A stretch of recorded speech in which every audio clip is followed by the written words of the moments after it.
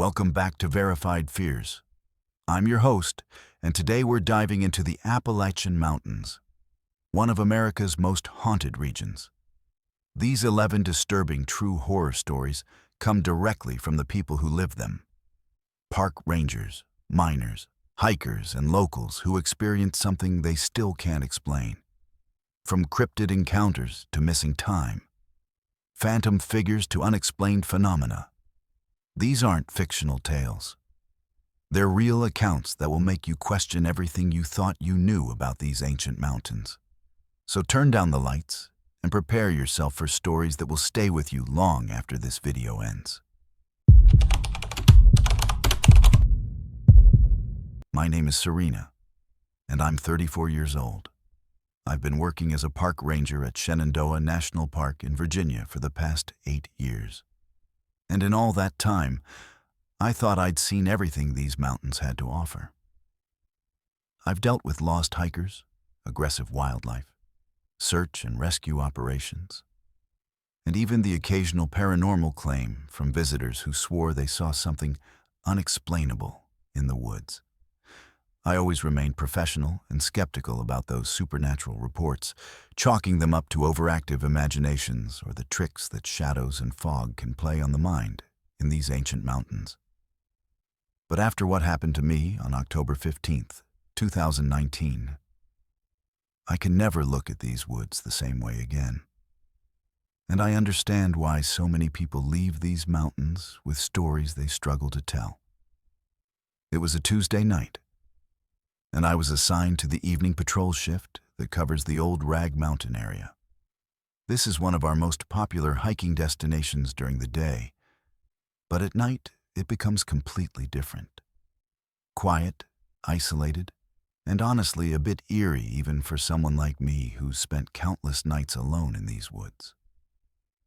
The shift was supposed to run from 6 p.m. to 2 a.m., covering the main trails and checking the parking areas for any vehicles that might indicate stranded hikers or people camping illegally.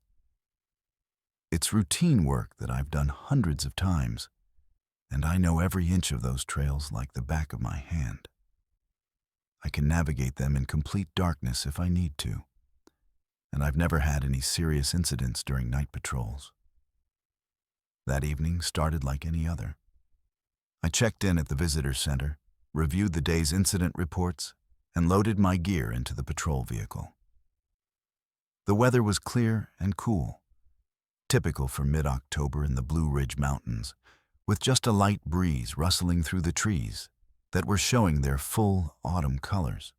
I remember thinking it was going to be a peaceful night as I drove up to the Old Rag Mountain trailhead parking area around 9:30 p.m. There were no vehicles in the lot, which was normal for a weeknight in October. I parked my ranger vehicle and grabbed my standard equipment: flashlight, radio, first aid kit, and my logbook where I record patrol observations and any incidents. I started my patrol on foot at exactly 10 p.m., beginning with the ridge trail that leads up toward the rock scramble section of Old Rag. This trail is about 2.8 miles to the summit, and my plan was to hike up for about an hour, check the area around the rock scramble for any signs of camping or vandalism, and then return via the saddle trail to complete a loop back to the parking area. It's a route I've walked countless times, and even at night with just my flashlight, I can estimate my timing pretty accurately. The first part of the hike was completely normal. I saw some deer along the trail, heard the usual night sounds of owls and small animals moving through the underbrush, and noted a few spots where fallen branches would need to be cleared during the next day's shift. About 45 minutes into the hike, I reached the area where the trail starts to get rocky and steep, leading up to the famous rock scramble that makes Old Rag such a popular challenge hike. This is where my memory starts to get strange, and where everything I thought I knew about these mountains changed forever. I remember checking my watch and seeing that it was 10:47 p.m. I was making good time and feeling completely normal, maybe a little tired from the uphill climb, but nothing unusual. I stopped to drink some water and was getting ready to continue up toward the summit. when I noticed something odd about the forest around me. The night sounds had stopped completely. No owls, no rustling leaves, no insects. Just total silence that felt heavy and unnatural. In 8 years of night patrols, I'd never experienced anything quite like it. Even on the calmest nights, there's always some ambient sound in the forest. But this was different, like someone had hit a mute button on the entire mountain. I stood there listening for maybe 30 seconds, trying to figure out what might cause such complete silence. That's when I started to hear something else. A low humming sound that seemed to come from everywhere and nowhere at once. The humming was unlike anything I'd ever heard before. It wasn't mechanical like a generator or aircraft, and it wasn't natural like wind through trees or water over rocks. It had an electronic quality to it, but deeper and more resonant, almost like it was vibrating through the ground itself. As I stood there trying to identify the source, I noticed that my radio was making crackling sounds and my flashlight began to flicker. I tapped the radio and tried to call back to dispatch. But I couldn't get any signal, just static and what sounded like distant voices speaking in languages I couldn't understand. The humming sound grew louder, and I started to feel disoriented.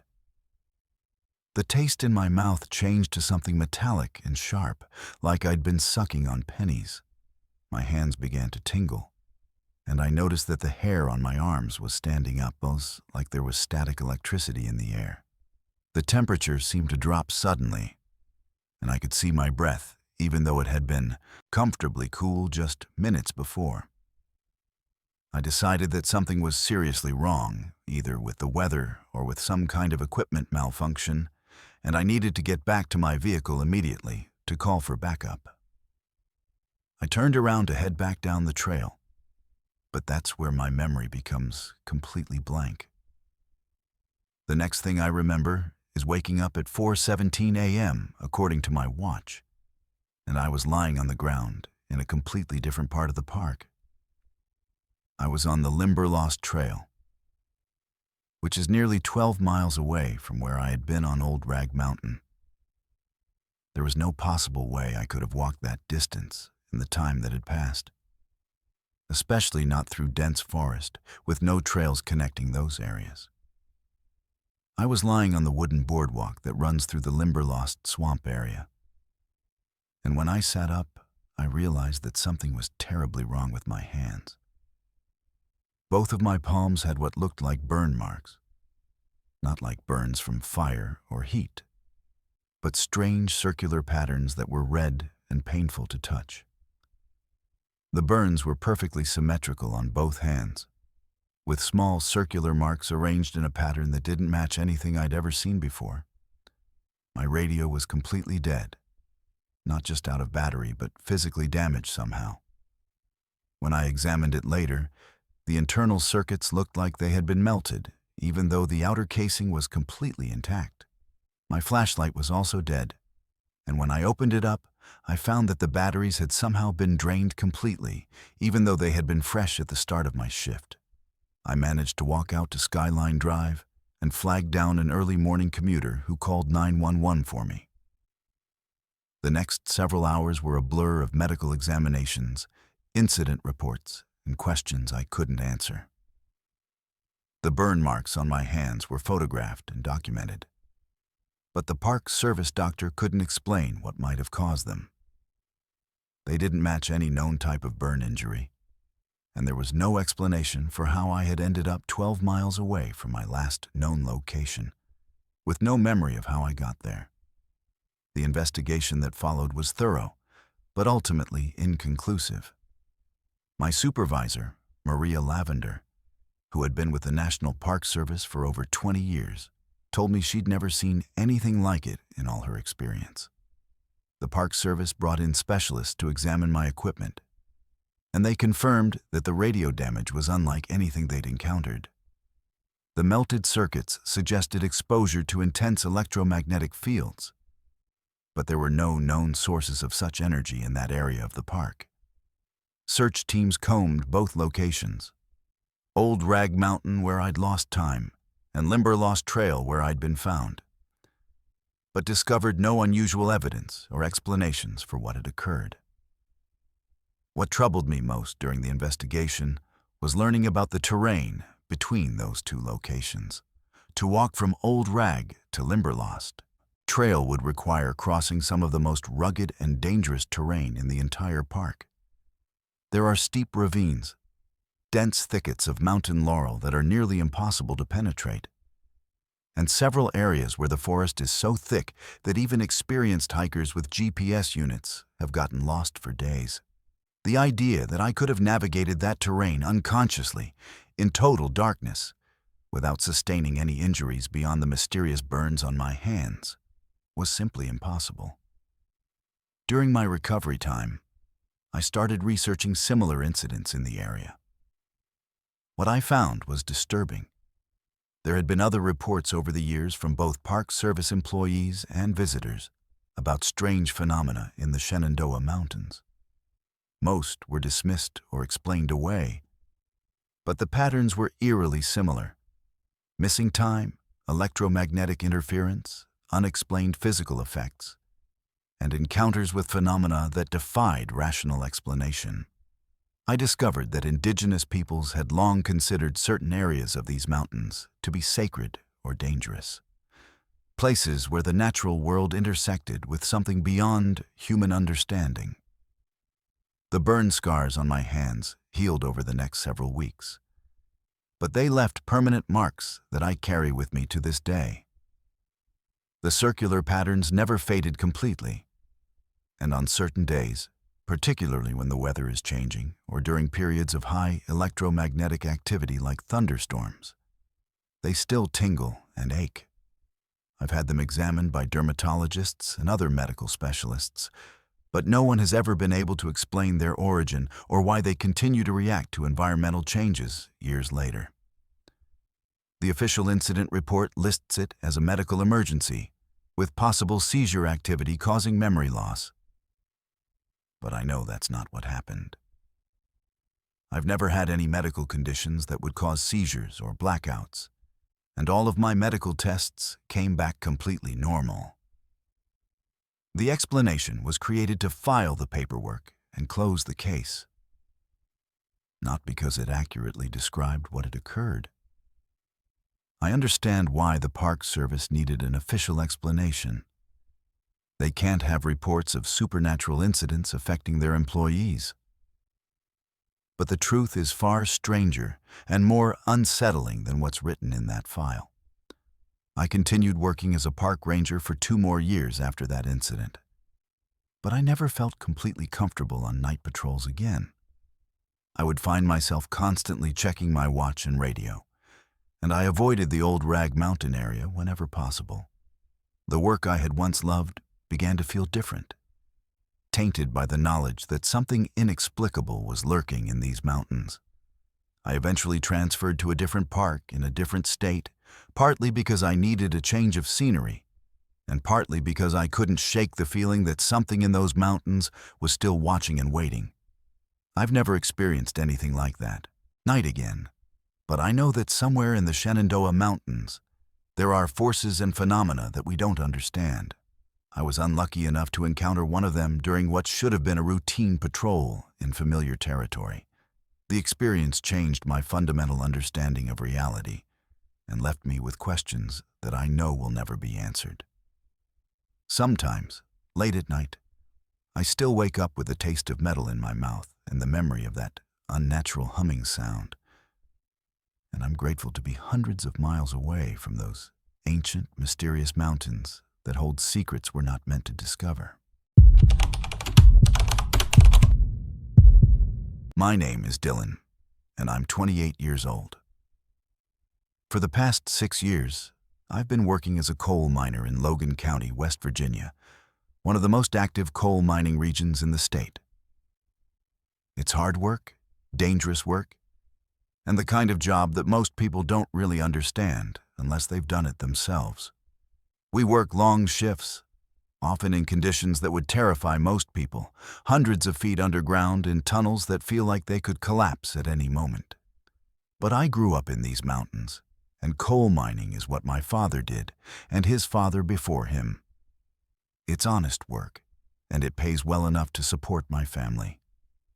What happened to me during my shift on March 23, 2021, though, has me questioning whether I want to keep doing this job, and whether there are things in these mountains that are far more dangerous than cave-ins or gas leaks. I work for Mountain State Mining Company, and our operation is located about 15 miles outside of Logan in an area that used to be deep forest before the company started surface mining there in 2018. Surface mining is different from the underground work that most people think of when they hear about coal mining.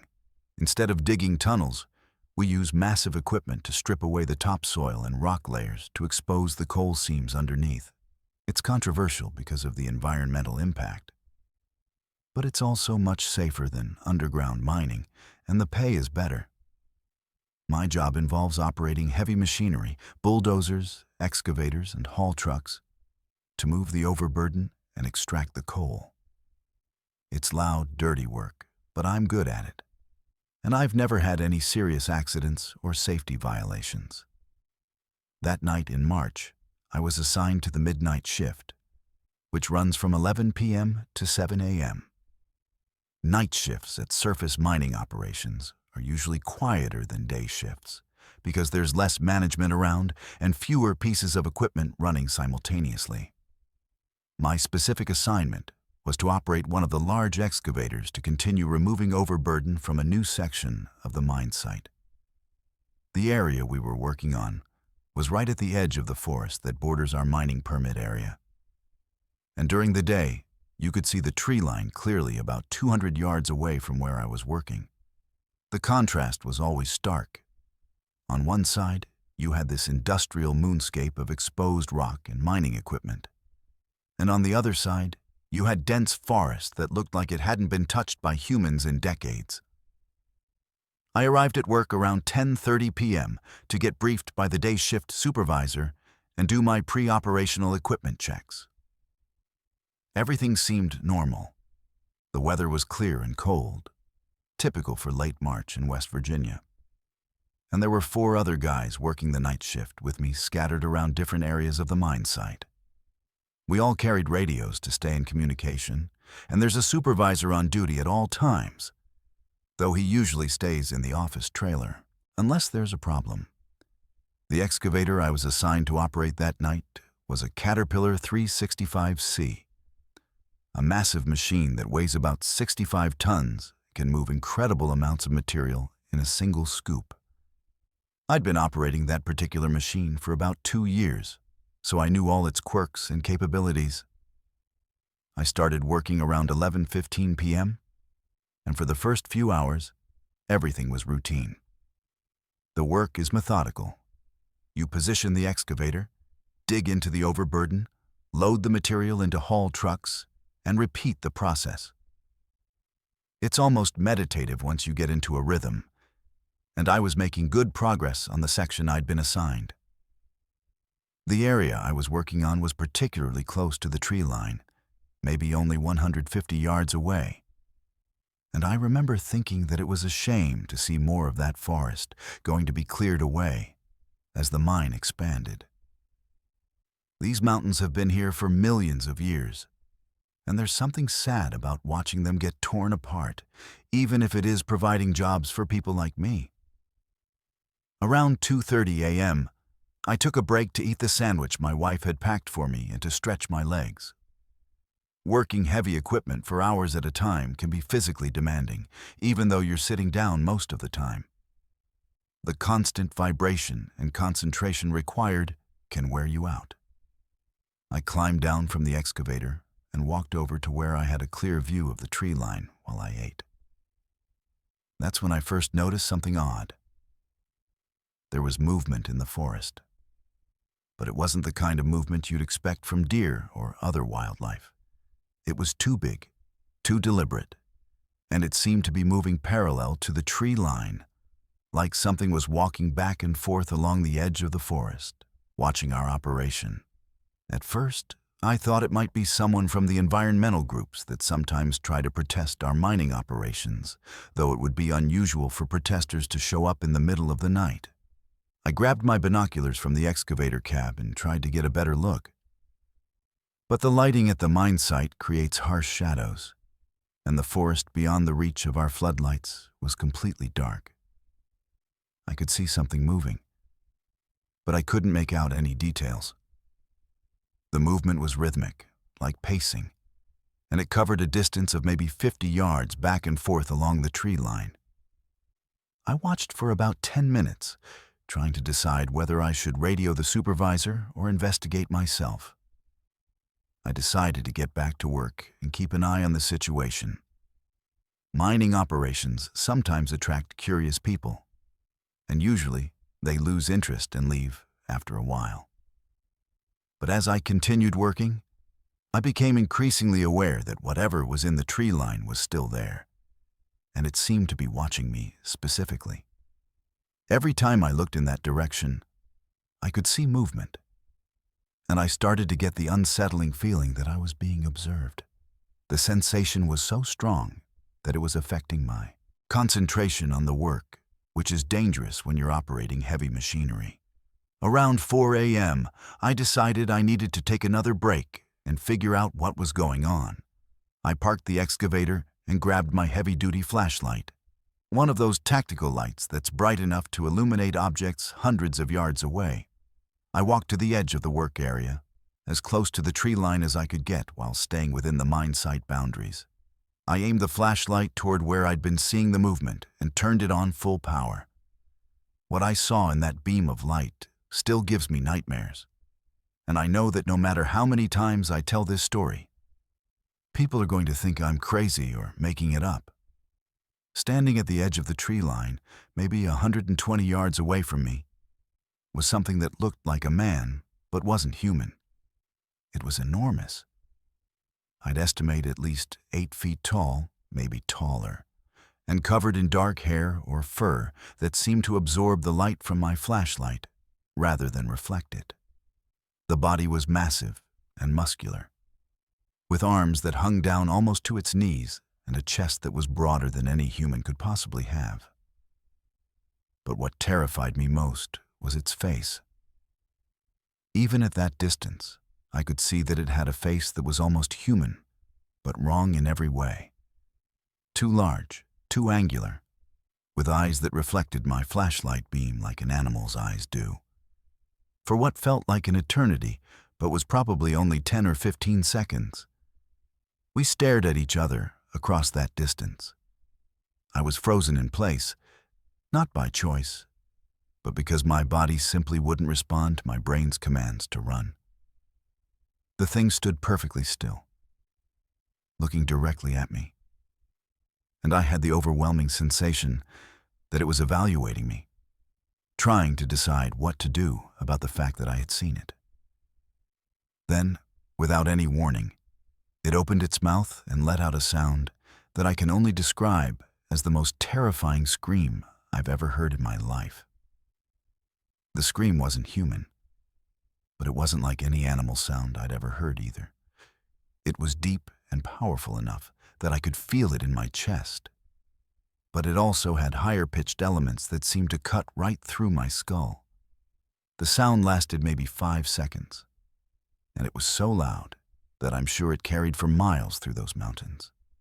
As soon as the scream ended, the creature turned and disappeared into the forest with a speed that seemed impossible for something that large. I could hear branches breaking and leaves rustling as it moved away. But within seconds, the forest was completely quiet again. I stood there for several minutes, shaking and trying to process what I had just witnessed. My first instinct was to call the supervisor on my radio, but I realized that there was no way to explain what I had seen without sounding completely insane.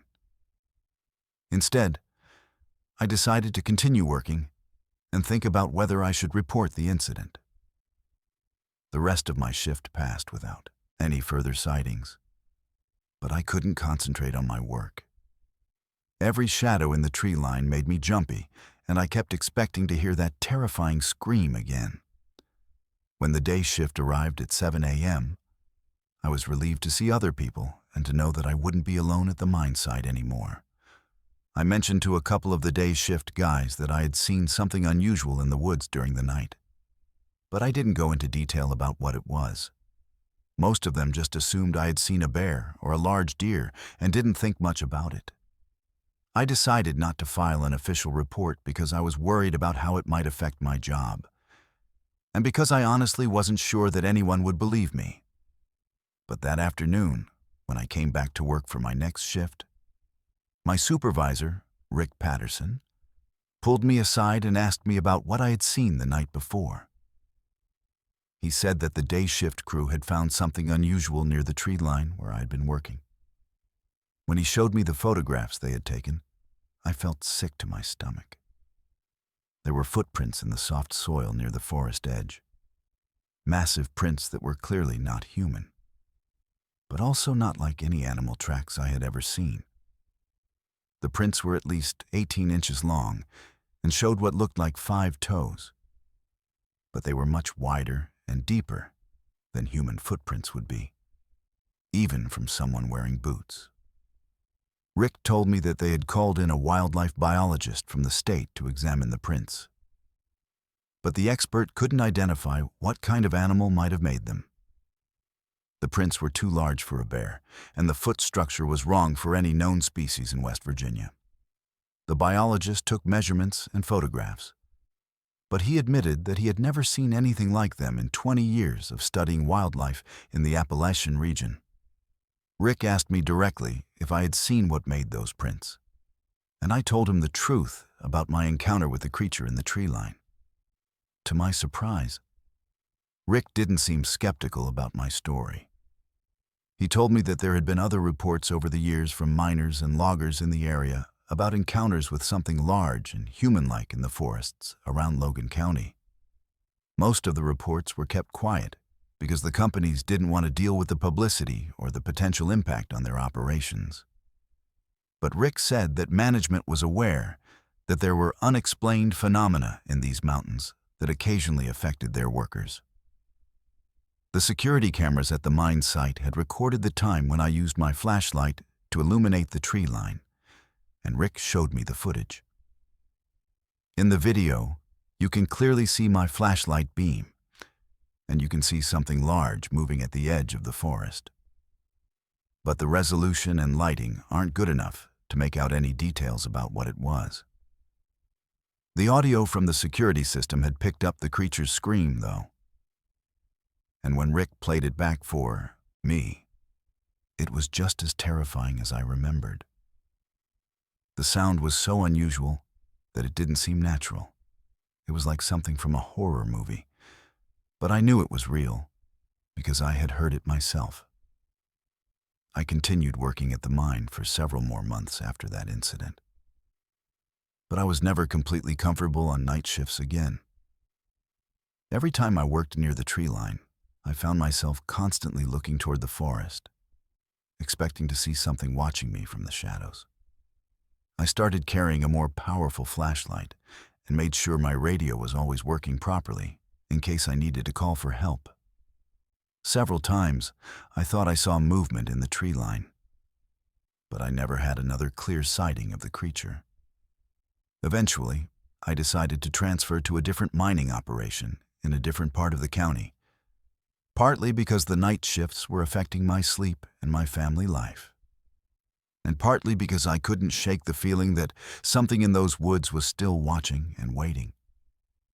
I've never seen anything like that creature again, but I know it's still out there somewhere in the forests of Logan County. Other miners have reported similar encounters, and the stories are consistent enough that I believe there's something living in these mountains that science hasn't discovered or acknowledged yet. What bothers me most about the whole experience is the intelligence I saw in that creature's behavior. It wasn't just some wild animal that had wandered into the area. It was deliberately watching our operation, studying us, and it made a conscious decision to reveal itself to me when I shone my flashlight on it.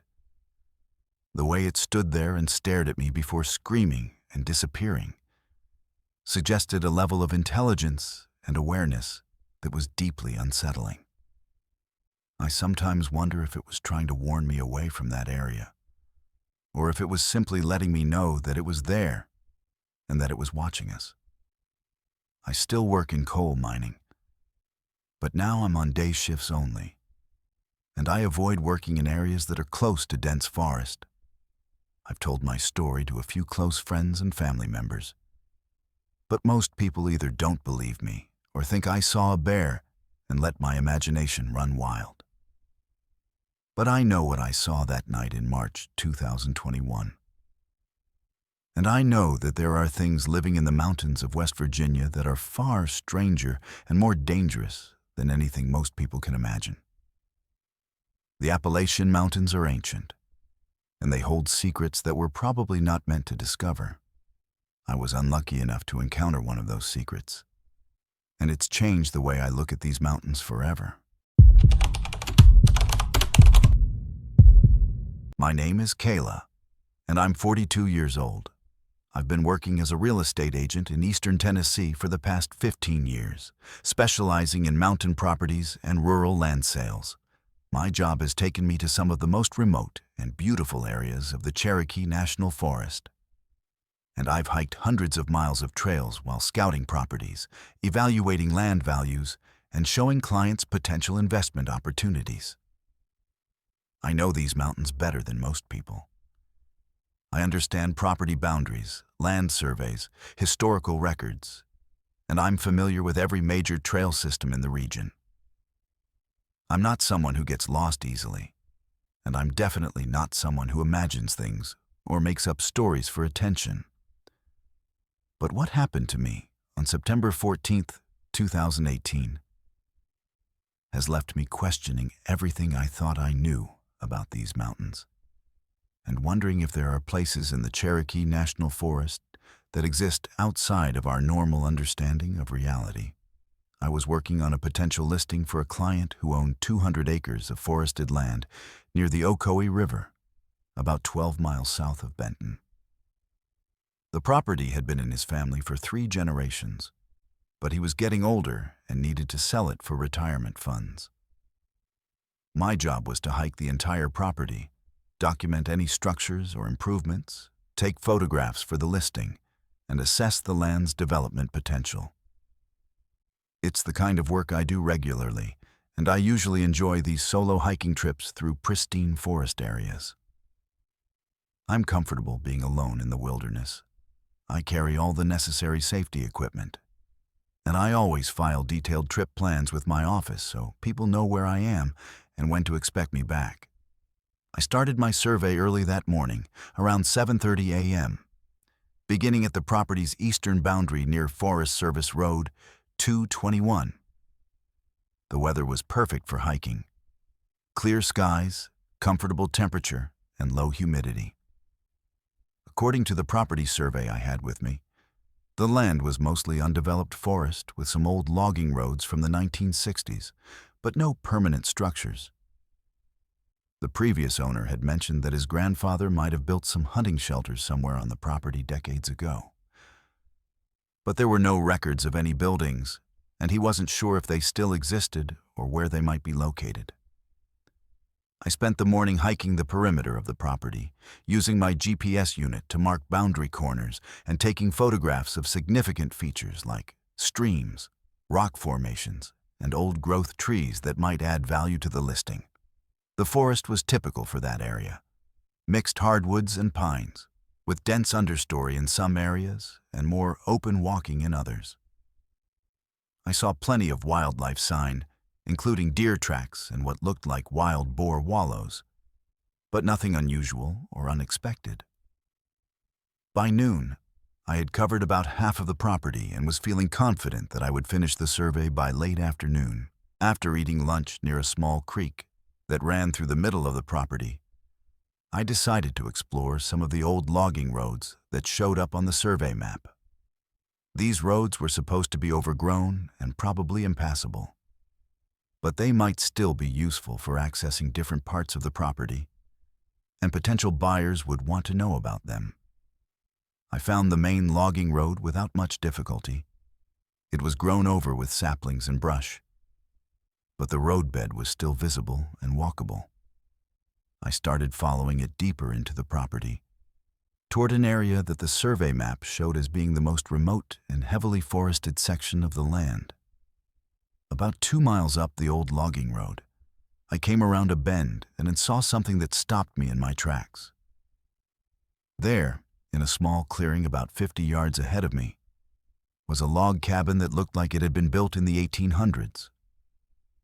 It was a substantial structure, maybe 24 feet by 30 feet, with a stone chimney and a covered front porch. The logs were weathered, but appeared to be in remarkably good condition, and the roof looked like it was made of hand-split wooden shingles.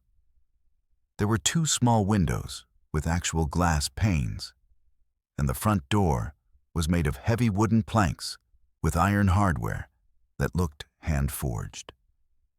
My first reaction was excitement. Discovering a historical structure like this would significantly increase the property's value, and it would be a major selling point for potential buyers. But as I got closer to the cabin, I started to feel confused and then increasingly disturbed. The cabin was in far too good condition for something that had supposedly been abandoned in the forest for decades. There was no moss or mildew on the logs, no broken windows, no damage from weather or animals. The front porch had a wooden rocking chair that looked like it had been recently used, and there were what appeared to be fresh wildflowers in a mason jar sitting on the porch railing. I approached the cabin carefully, calling out to make sure no one was inside. There was no response, but when I looked through one of the windows, I could see that the interior was fully furnished with period-appropriate items. A wood-burning stove, handmade furniture, oil lamps, and even what looked like food supplies on shelves. Everything was clean and organized, as if someone was actively living there or had just stepped out temporarily. I tried the front door and found it unlocked, but I decided not to go inside without permission, since it was clear that someone was maintaining and possibly occupying the structure. I spent about 30 minutes walking around the cabin, taking detailed photographs from every angle and making notes about its construction and condition. I also used my GPS unit to mark the exact coordinates of the structure so I could find it again and bring the property owner back to see it. The GPS showed that the cabin was located at exactly 35.1847 degrees north, 84.4721 degrees west, which put it near the center of the property according to my survey map. I took over 40 photographs, including close-up shots of the construction details, the furnishings visible through the windows, and the surrounding forest area. When I got back to my office that afternoon, I immediately started researching the history of the property to find records of when the cabin might have been built and who might currently be living there. I checked county records, historical society archives, and even old aerial photographs from the 1950s and 1960s. But I couldn't find any mention of structures on that property. I also called the property owner to ask about the cabin, but he was adamant that there were no buildings on the land, and that his family had never built or maintained any permanent structures there. 3 days later, I returned to the property with the owner and a representative from the local historical society, planning to document the cabin more thoroughly and determine its historical significance. I led them directly to the GPS coordinates, where I had marked the cabin's location, following the same logging road I had used during my initial survey. But when we reached the coordinates, there was nothing there except dense forest. The clearing where the cabin had stood was gone, replaced by mature trees that looked like they had been growing there for decades. I was completely baffled. I checked and double-checked my GPS coordinates, thinking I might have made a mistake or gotten turned around. but the location was exactly where I had marked it. We spent over 2 hours searching the surrounding area, thinking the cabin might be nearby and I had simply recorded the wrong coordinates. But we found no trace of any structure.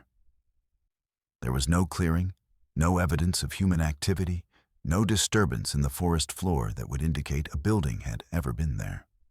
When I got home that evening, I immediately checked the photographs I had taken of the cabin, expecting to use them to prove to the others that the structure had existed.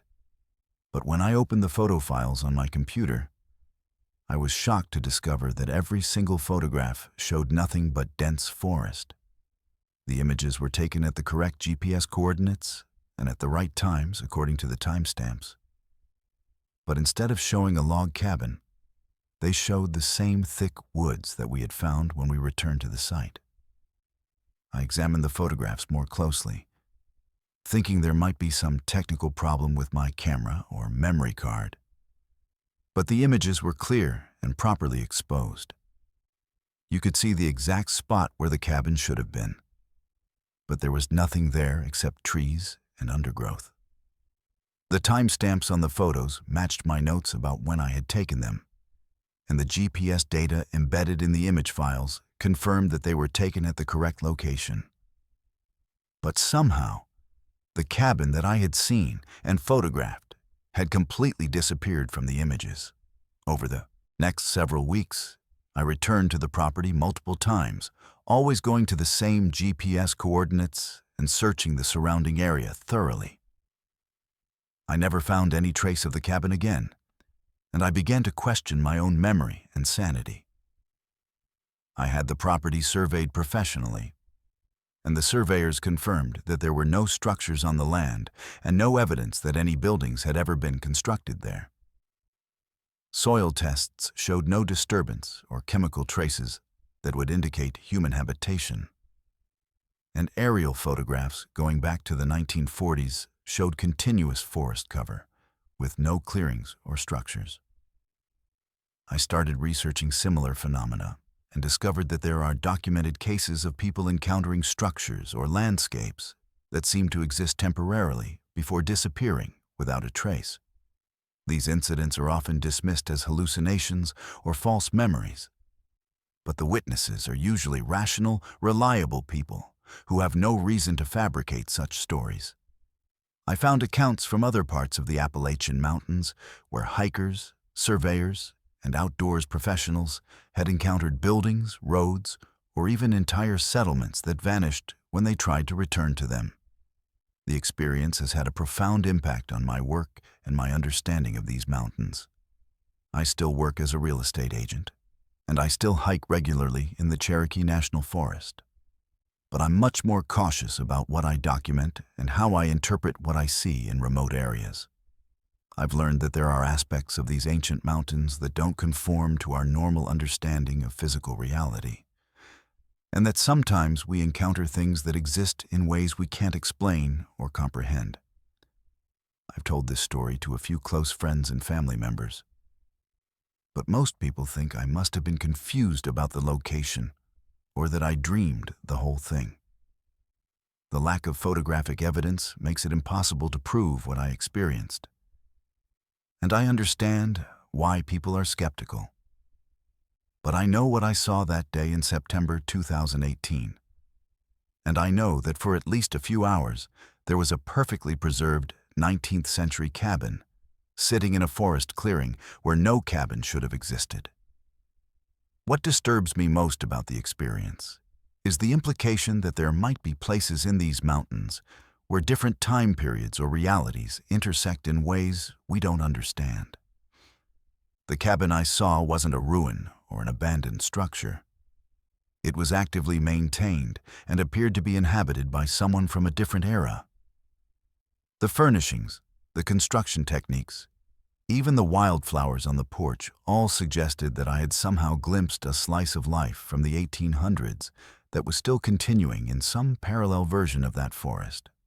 I still have the GPS coordinates marked in my unit, and I sometimes drive out to the property just to walk to that spot and try to understand what happened there. The forest looks completely normal now, with no hint that anything unusual ever occurred there. But I can't shake the feeling that the cabin is still there somehow, existing in a different layer of reality that I was lucky or unlucky enough to glimpse for a few hours on that September afternoon. The experience has made me much more open to the possibility that the Appalachian Mountains contain mysteries that go beyond what we can measure and document with our modern technology. These mountains are incredibly ancient, and they've witnessed thousands of years of human history that we know very little about. Maybe sometimes, under the right conditions, we get brief glimpses of that hidden history, and maybe that's what happened to me when I discovered the cabin that wasn't there. My name is Dale Parsons, and I'm 67 years old. I've been hunting in the mountains of West Virginia for over 50 years, ever since my father first took me out into the Monongahela National Forest when I was just 15.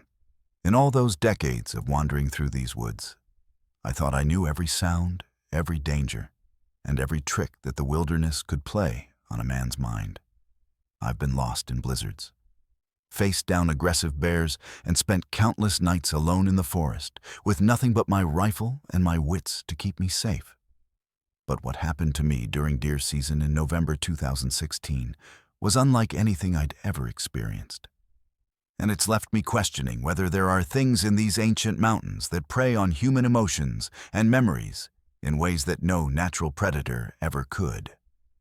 I had been planning this particular hunting trip for months. My regular hunting partner, my brother Jim, had passed away the previous spring after a long battle with cancer, and this was going to be my first solo hunting trip since his death. We had hunted together for over 40 years, and I wasn't sure I was ready to go back to our favorite spots without him. But my wife Margaret convinced me that it would be good for me to get back out there and continue doing something I loved. Jim would have wanted me to keep hunting, she said. And she was right. The hunting season had always been sacred time for us, a chance to disconnect from the world and spend time in the wilderness that had shaped both of our lives. I chose a section of the Monongahela National Forest that Jim and I had hunted many times over the years, an area about 20 miles east of Elkins that we called the Maple Hollow because of the dense stands of sugar maples that turned brilliant colors every fall. It's remote country, accessible only by a rough Forest Service road that requires four-wheel drive, and we had never encountered other hunters there despite decades of visiting the area. The terrain is challenging, steep ridges, deep hollows, and thick undergrowth that can hide deer until they're practically on top of you. But we knew the land well and had established several tree stands and ground blinds over the years. I arrived at our base camp on November 10th, 3 days into the rifle season, and set up my tent in the same clearing where Jim and I had camped countless times before. The weather was perfect for hunting, cold and clear, with just enough wind to mask small sounds, but not enough to make shooting difficult. I spent the afternoon checking our old tree stands and ground blinds, making sure they were still safe and properly positioned. Everything looked exactly as we had left it the previous year. And for a few hours, I almost felt like Jim was still with me, getting ready for another successful hunting season. The first 2 days of hunting were quiet but peaceful.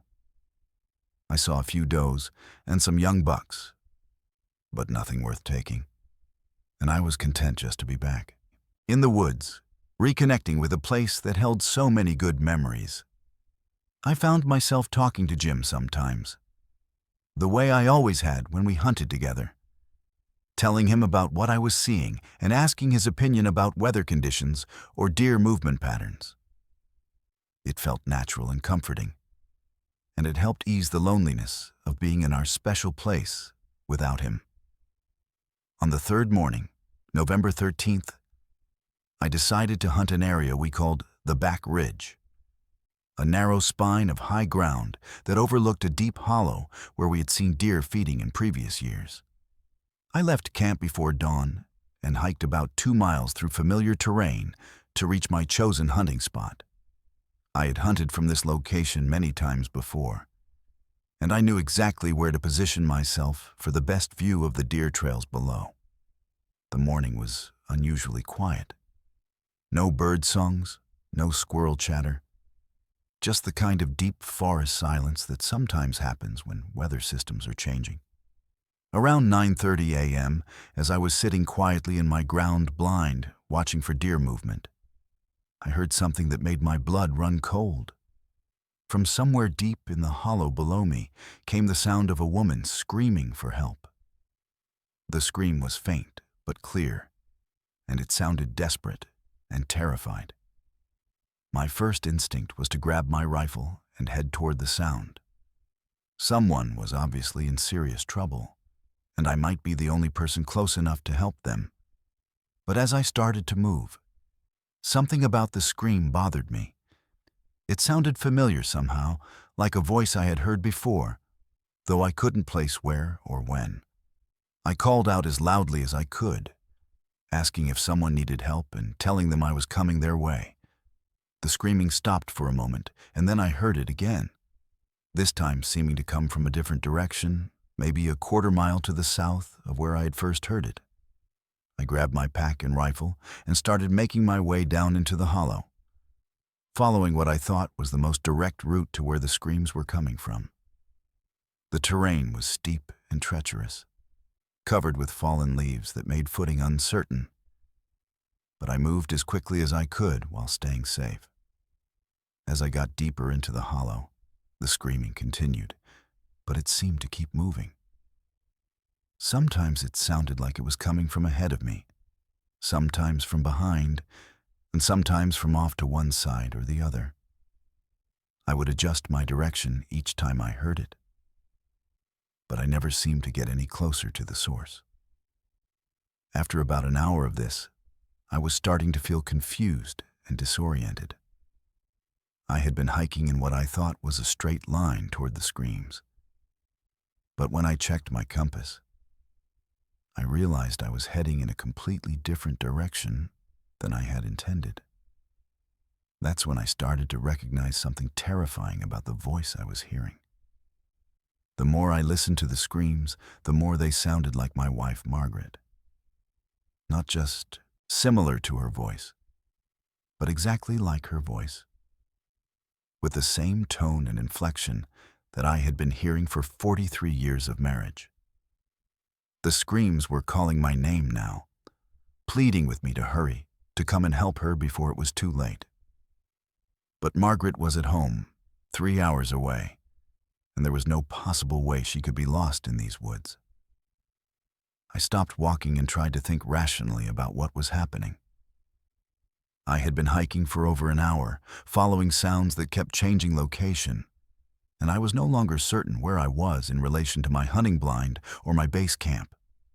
I pulled out my GPS unit to check my location, but the device showed an error message and couldn't acquire a satellite signal, even though I was standing in an open area with a clear view of the sky.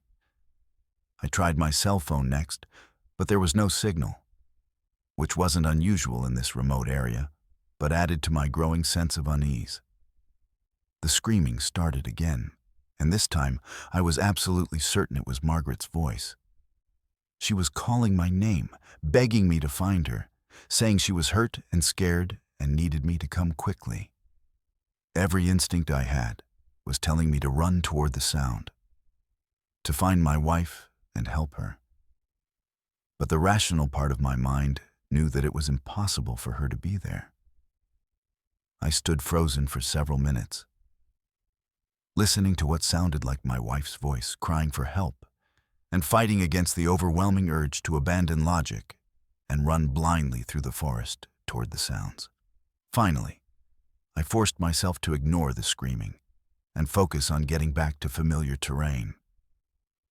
I used my compass to establish a bearing toward what I thought was the direction of my hunting blind, and I started walking in that direction regardless of what I was hearing. The screaming continued, sometimes getting louder as if Margaret was getting closer, sometimes fading as if she was moving away from me. The voice pleaded with me not to leave her, accused me of abandoning her when she needed me most, and promised that she would die if I didn't come to help her immediately. It took every ounce of willpower I possessed to keep walking away from those sounds. But I knew that following them was only leading me deeper into confusion and danger. After about 40 minutes of steady hiking, I finally reached terrain that I recognized, and I was able to find my way back to my hunting blind.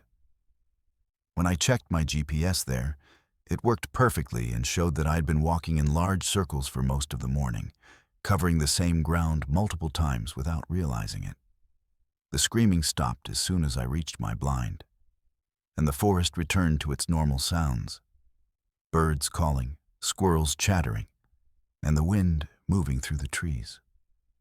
I sat there for a long time, trying to make sense of what had happened and whether I was losing my mind from grief over Jim's death and the stress of hunting alone for the first time in decades. But I knew what I had heard, and I knew that something in those woods had been deliberately trying to lead me astray by mimicking my wife's voice. When I got back to camp that afternoon, I called Margaret on my satellite phone to make sure she was safe. She was at home, exactly where she was supposed to be, and she had no idea why I sounded so shaken when I talked to her. I didn't tell her what had happened. I didn't want to worry her, and I wasn't sure she would believe me anyway.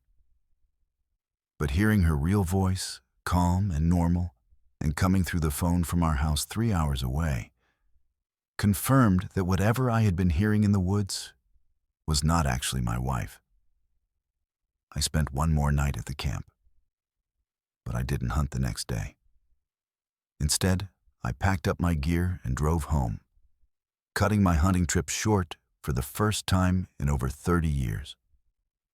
I told Margaret that I just wasn't ready to hunt alone yet, that I needed more time to process Jim's death before I could enjoy being in the woods without him.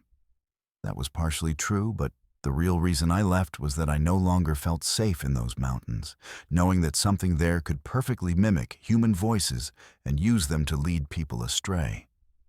I've done some research since then about similar experiences, and I've found accounts from other hunters and hikers who have reported hearing familiar voices calling for help in remote wilderness areas, only to discover that the people they thought they heard were miles away and completely safe. The phenomenon seems to be particularly common in the Appalachian Mountains, and it's been reported by reliable witnesses for over a century. Some people call it the siren effect, comparing it to the mythological creatures that lured sailors to their deaths with beautiful singing. I've never returned to hunt in the Maple Hollow, and I probably never will. I still hunt in other areas of West Virginia, but never alone, and I'm much more cautious about following sounds that I can't immediately identify and locate.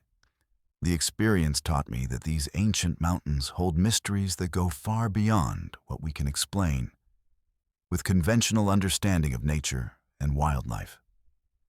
There are forces in these hills that can manipulate our emotions and our perceptions in ways that are both subtle and terrifying.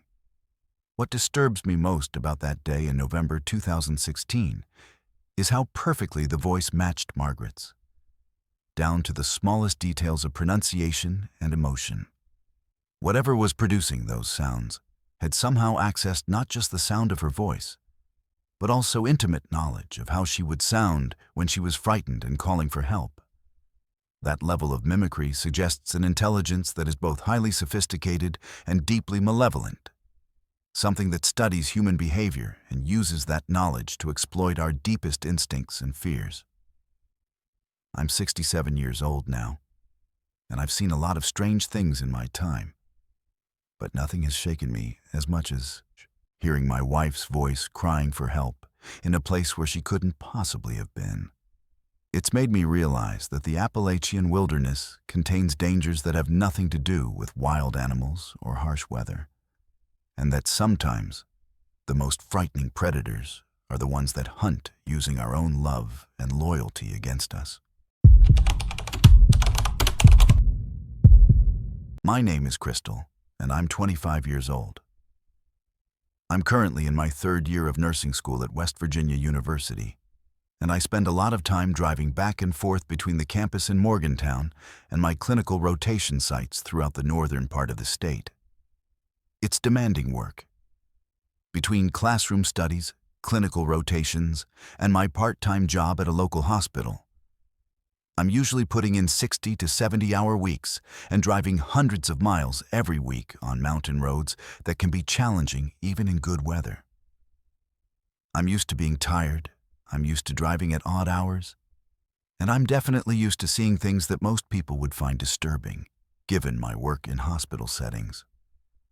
But what I encountered on the evening of March 18th, 2020, was something that no amount of medical training or exhaustion could explain away. And it's left me convinced that there are forces in these mountains that can somehow sense impending disasters and try to warn people about them. I had just finished a 12-hour clinical rotation in the intensive care unit at Ruby Memorial Hospital in Morgantown. And I was driving home to my apartment in Fairmont, about a 20-minute drive south on Interstate 79. It was around 9:30 p.m., and I was exhausted after a particularly difficult shift that had involved 2 cardiac arrests and a trauma case that had kept me on my feet for most of the day. March 18th was also significant because it was during the early days of the COVID-19 pandemic, when hospitals were just starting to implement new safety protocols and everyone was on edge about what might be coming. The stress level in healthcare settings was incredibly high, and all of us students were working extra hours to help with the increased patient load. The drive from Morgantown to Fairmont takes you through some beautiful but isolated mountain country, and there's a stretch of about 10 miles where you don't see many other vehicles, especially late at night. I had made this drive hundreds of times, and I knew every curve and hill along the route. The weather that night was clear and cold, typical for March in West Virginia, with good visibility and dry roads. I remember feeling relieved to be heading home after such a long day, and I was looking forward to getting a few hours of sleep before my next clinical rotation started early the next morning. About halfway home, as I was approaching the bridge that crosses the Monongahela River just south of Star City, I noticed something unusual in my headlights. At first, I thought it was a large bird that had been startled by my car and was flying parallel to the road. But as I got closer, I realized that what I was seeing was far too large to be any normal bird.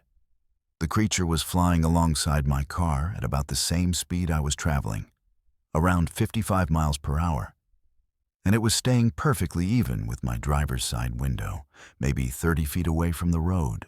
I slowed down to get a better look, thinking that maybe I was seeing some kind of optical illusion created by shadows or reflections from my headlights. But as my speed decreased, the creature adjusted its flight pattern to match, continuing to pace my car with what seemed like deliberate intent.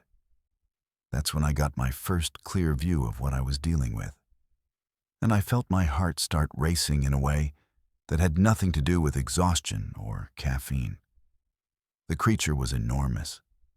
I would estimate it had a wingspan of at least 12 feet, maybe more.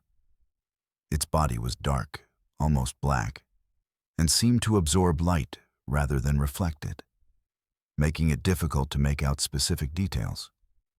But what I could see clearly were its eyes, which were glowing bright red and seemed to be looking directly at me through my car window. The eyes weren't reflecting my headlights the way an animal's eyes would.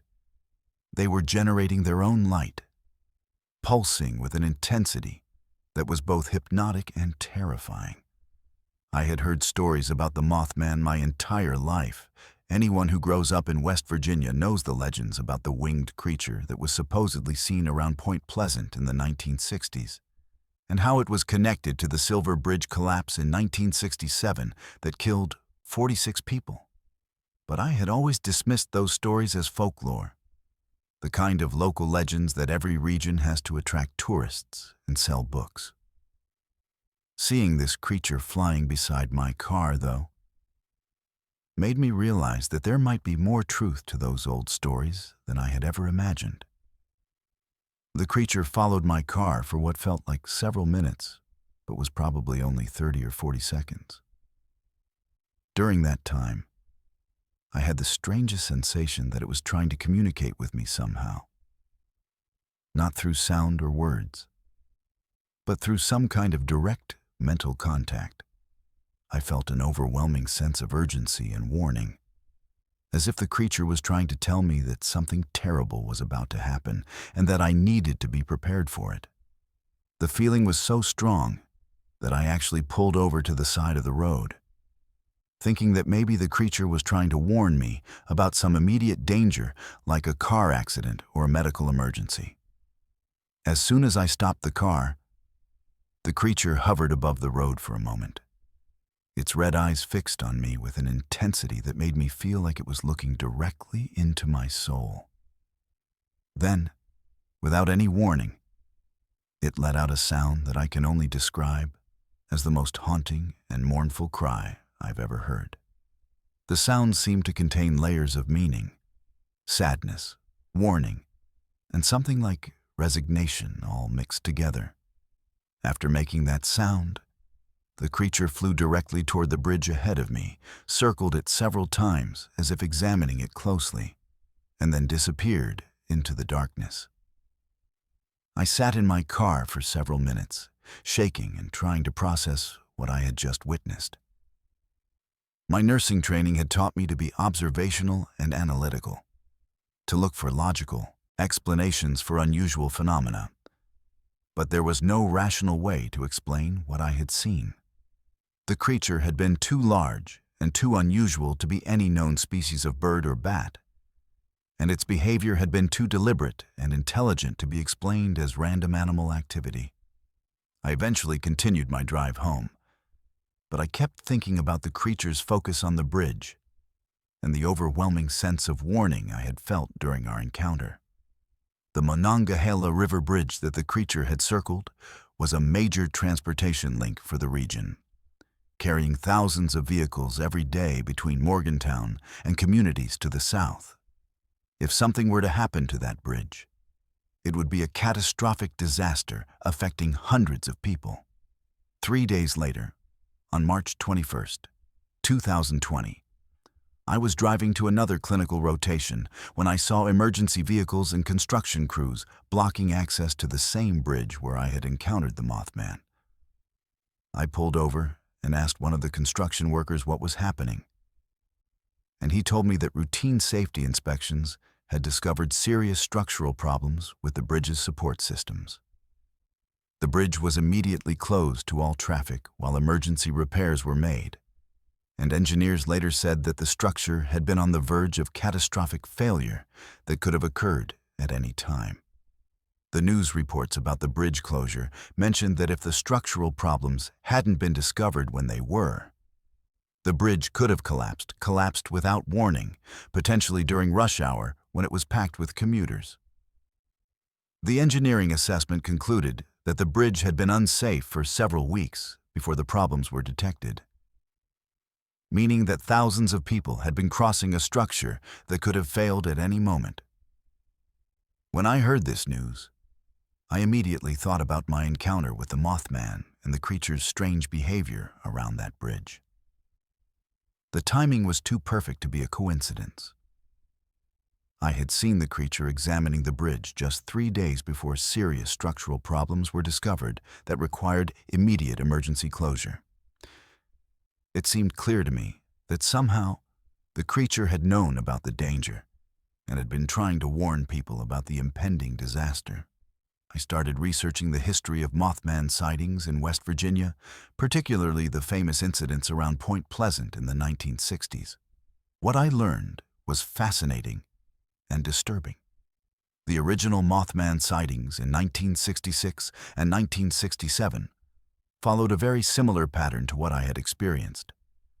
Witnesses reported encounters with a large, winged creature with glowing red eyes that seemed to be trying to communicate warnings about impending disasters.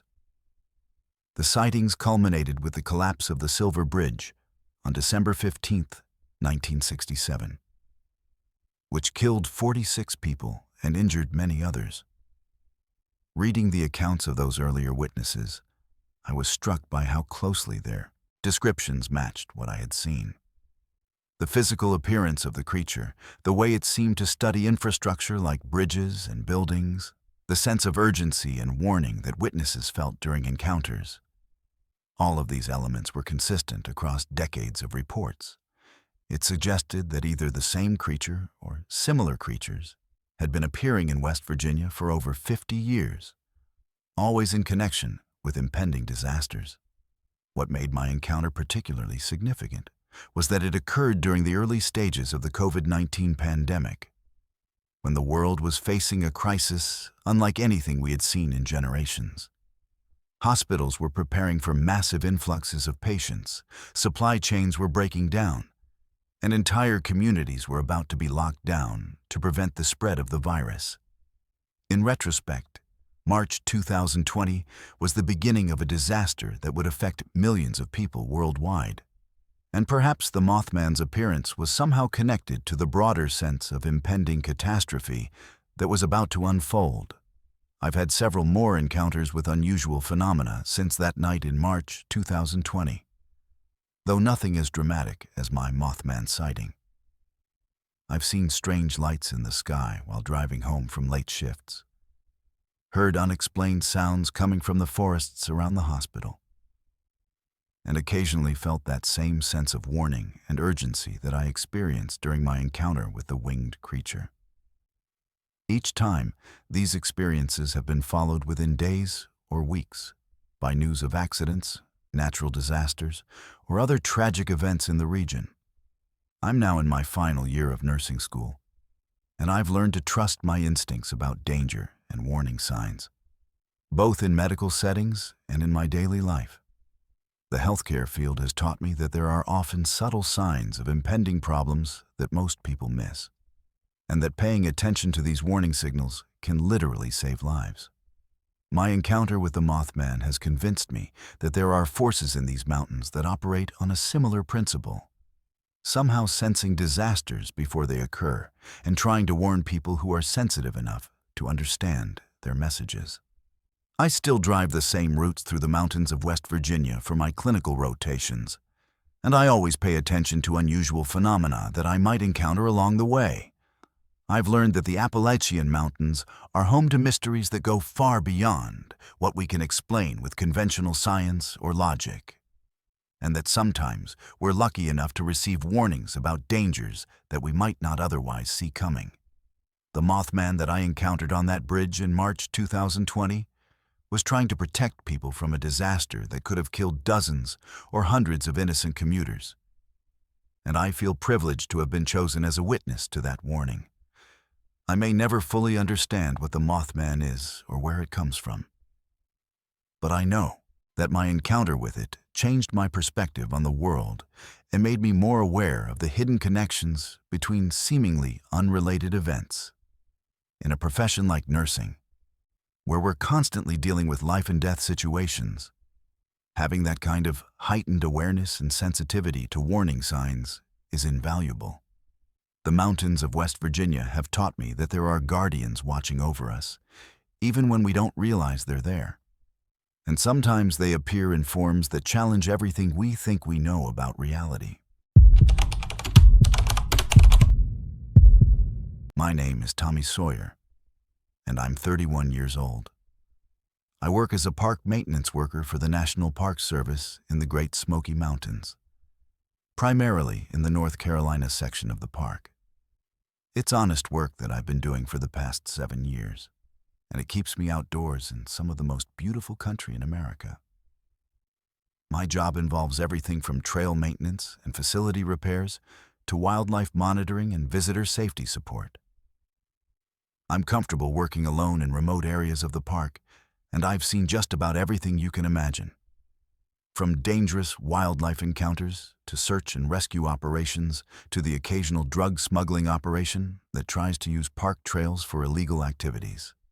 But what I discovered during the summer of 2022 has left me questioning whether there are organized groups operating in these mountains that are involved in activities far more disturbing than anything I was prepared to deal with.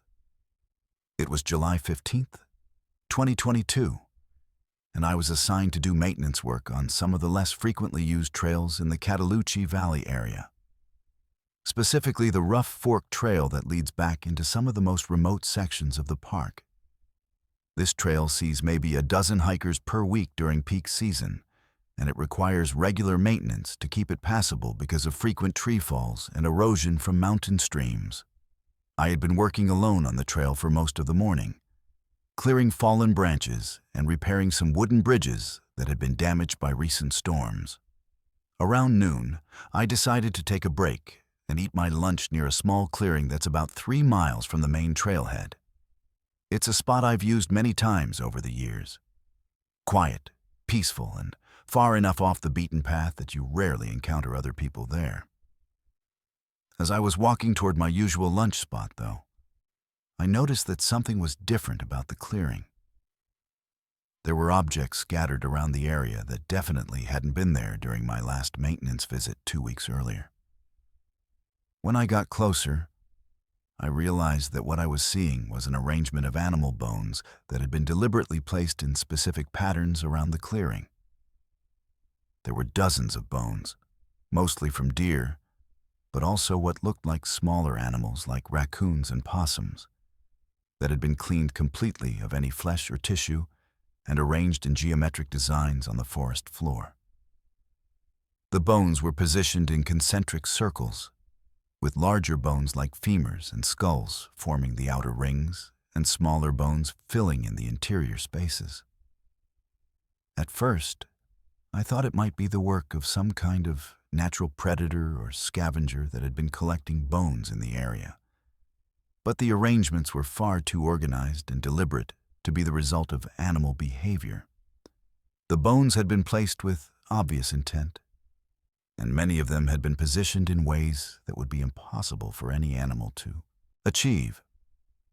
Some of the skulls were balanced on top of vertical bones, creating structures that required careful engineering to remain stable. As I examined the bone arrangements more closely, I started to notice other disturbing details. Many of the bones had symbols carved into them, not random scratches or natural wear marks, but deliberate carvings that formed recognizable patterns. The symbols weren't anything I recognized from mainstream religions or cultures, but they had a consistency that suggested they were part of some organized belief system or ritual practice. Some symbols appeared to be variations of ancient Celtic or Germanic runes, while others looked more like Native American petroglyphs. But there were also completely unfamiliar designs that I couldn't identify. The trees around the clearing had also been marked with similar symbols. Someone had used a sharp knife or carving tool to cut deep designs into the bark of at least a dozen trees, creating a ring of marked trees around the bone arrangements. The carvings were fresh. The bark was still white and sappy where it had been cut, indicating that the symbols had been carved within the past few weeks. The consistency of the carving depth and style suggested that all of the symbols had been made by the same person or group of people. I spent about an hour documenting everything I'd found, taking photographs of the bone arrangements and tree carvings from multiple angles, and making detailed notes about the location and condition of everything I observed. As a park employee, I'm trained to document and report any unusual activities or discoveries, especially anything that might indicate illegal activity or pose a threat to visitor safety. What I had found clearly fell into that category, even though I wasn't sure exactly what kind of activity I was dealing with. When I returned to the park headquarters that afternoon, I immediately reported my discovery to my supervisor, Linda Chen, who has been with the Park Service for over 15 years and has dealt with just about every kind of incident you can imagine. I showed her the photographs I had taken and described the location and extent of what I had found. Her reaction was more serious than I had expected. She immediately contacted the park's law enforcement division and asked me to prepare a detailed written report documenting everything I had observed. The next day, I was asked to guide a team of park rangers and investigators back to the site to conduct a more thorough examination of the area. What they found was even more disturbing, though, than what I had initially discovered. A more careful search of the surrounding forest revealed several other locations where similar bone arrangements and tree carvings had been created, forming a pattern that extended over several square miles of remote park territory. The investigators also found evidence of recent campfires and temporary shelters, indicating that people had been spending extended periods of time in the area. Most disturbing of all, the investigators discovered that some of the bones in the arrangements weren't from wild animals. Mixed in with the deer and small mammal bones were what appeared to be domestic animal bones, dogs, cats, and possibly other pets that had been killed and added to the collections. The investigators couldn't determine whether the domestic animals had been killed specifically for these rituals or whether the bones had been obtained some other way. But the presence of pet remains and suggested that whatever group was responsible for these activities was escalating their behavior in concerning ways. The Park Service immediately launched a full investigation, including coordination with local law enforcement agencies and consultation with experts in cult activities and occult practices. I was interviewed several times about my discovery and asked to provide additional details about anything unusual I might have observed in the area over the past several months. During these interviews, I remembered seeing what I had thought were hikers camping in remote areas of the park during my previous maintenance visits. But now I realized that these might have been members of the group responsible for the bone arrangements. About a week after my initial discovery, things took a much more personal and frightening turn. When I arrived at work one morning, I found that someone had left a collection of animal bones arranged in a pattern on the hood of my personal vehicle, which was parked in the employee lot at park headquarters. The bones were arranged in the same style as the ones I had found in the forest, and they included some of the same carved symbols that had been cut into the trees. There was also a handwritten note tucked under one of the bones that simply said, "Forget what you saw." I immediately reported this incident to park law enforcement, and they treated it as a serious threat against a federal employee. The parking area was examined for fingerprints and other evidence, and security cameras were reviewed to try to identify who might have placed the bones on my vehicle. Unfortunately, the cameras didn't capture clear images of the person responsible, and no useful physical evidence was recovered from the bones or the note. The threatening message made it clear that someone involved in creating the bone arrangements knew that I had discovered them and reported them to authorities.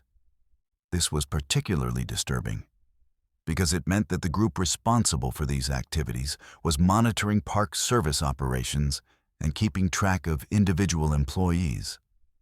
The fact that they were able to access the employee parking area without being detected also suggested that they had detailed knowledge of park facilities and security procedures. Over the next several weeks, I received 2 more threatening messages, both left at my home address rather than at work. The first was another arrangement of bones, this time placed on my front porch with a note that said, "Mind your own business." The second was more explicit. A photograph of me taken from a distance while I was working on trail maintenance, with my face circled in red marker and the words, "We know where you work," written across the bottom. At this point, I was genuinely frightened for my safety and the safety of my family. The people responsible for these threats clearly had the ability to track my movements and access both my workplace and my home without being detected. I started varying my daily routines, checking my vehicle for tampering before driving it, and carrying pepper spray while working alone in remote areas of the park. I also asked to be reassigned to work areas closer to park headquarters and visitor centers, where there would always be other people around. The Park Service investigation continued for several more months. But despite extensive efforts by multiple law enforcement agencies, the people responsible for the bone arrangements and threatening messages were never identified or arrested. The investigation did reveal that similar activities had been reported in other parts of the Appalachian Mountains over the past several years, suggesting that there might be a network of related groups operating throughout the region. Some of the symbols found at our site matched symbols that had been discovered at similar locations in Virginia, Tennessee, and Kentucky. What was most disturbing about the investigation's findings was the indication that these groups might be involved in activities beyond just collecting animal bones and carving symbols into trees. Law enforcement experts who consulted on the case said that the patterns of behavior we had documented were consistent with cult groups that sometimes escalate from animal sacrifice to more serious criminal activities. The fact that domestic animal remains had been found mixed with wild animal bones was particularly concerning, as it suggested a willingness to cross ethical boundaries that might lead to even more serious crimes. I continued working for the Park Service for about 6 more months after the investigation concluded. But I never felt completely safe in remote areas of the park again. Every time I was working alone on trail maintenance, I found myself constantly looking over my shoulder and listening for unusual sounds that might indicate someone was watching me. The stress of the situation was affecting my work performance and my personal life, and I eventually decided to transfer to a different position with the Park Service in a different state. Before I left North Carolina, I learned that the bone arrangements and tree carvings had been discovered again in several new locations throughout the Great Smoky Mountains, indicating that whatever group was responsible for these activities was still active and expanding their operations. Park officials decided not to publicize these discoveries because they didn't want to attract copycat activities or interfere with the ongoing law enforcement investigation, but they did increase security patrols in remote areas and implemented new safety protocols for employees working alone. Looking back on this experience, what troubles me most is the realization that there are organized groups operating in our national parks that are engaged in activities that most people would find deeply disturbing and threatening. These mountains have always attracted people who want to escape from mainstream society, and most of them are harmless individuals who just want to live quietly in natural settings. But there are also groups that use the isolation and vastness of these wilderness areas to engage in practices that they couldn't pursue in more populated areas. The Appalachian Mountains contain thousands of square miles of remote territory where people can operate without any oversight or interference from law enforcement. For groups that are involved in cult activities, animal sacrifice, or other illegal practices, this remoteness provides perfect cover for activities that would be immediately detected and stopped in urban or suburban settings. The fact that my discovery of their bone arrangements led to personal threats suggests that these groups are serious about protecting their operations and are willing to intimidate or potentially harm anyone who interferes with their activities.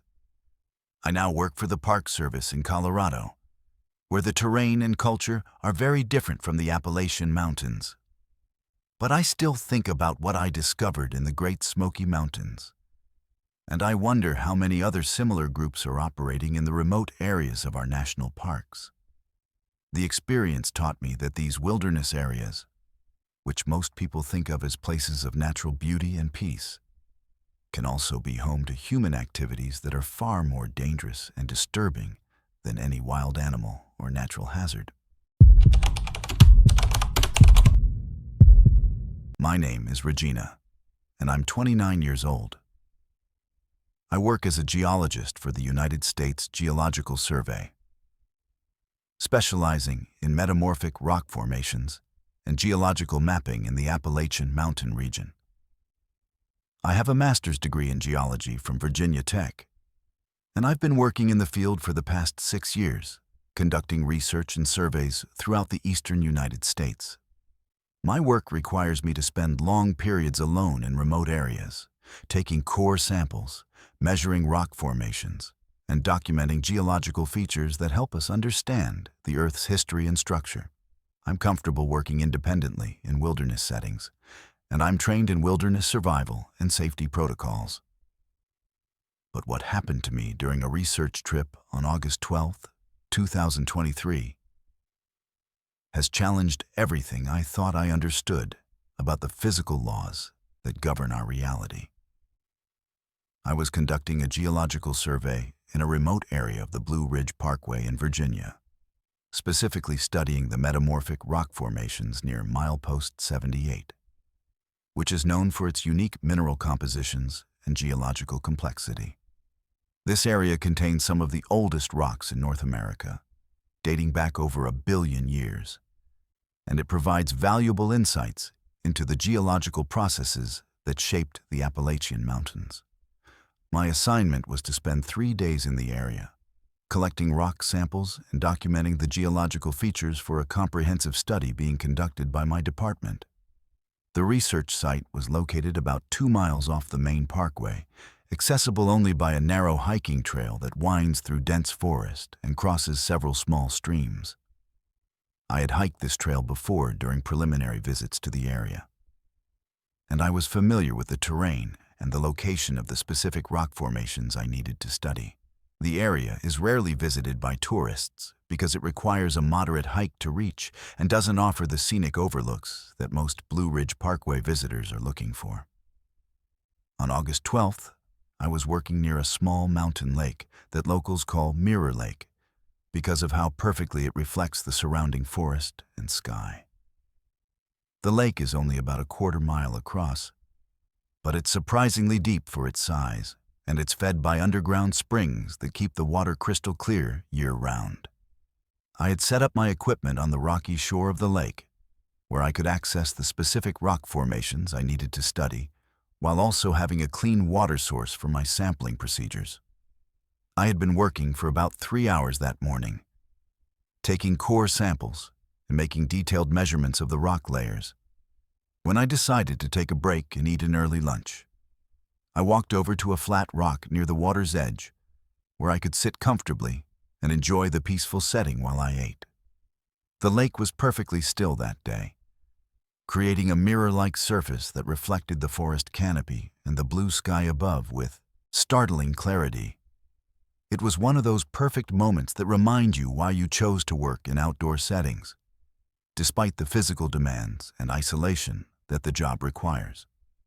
As I sat there eating my sandwich and reviewing my morning's data collection, I happened to glance across the lake toward the opposite shore, maybe 200 yards away.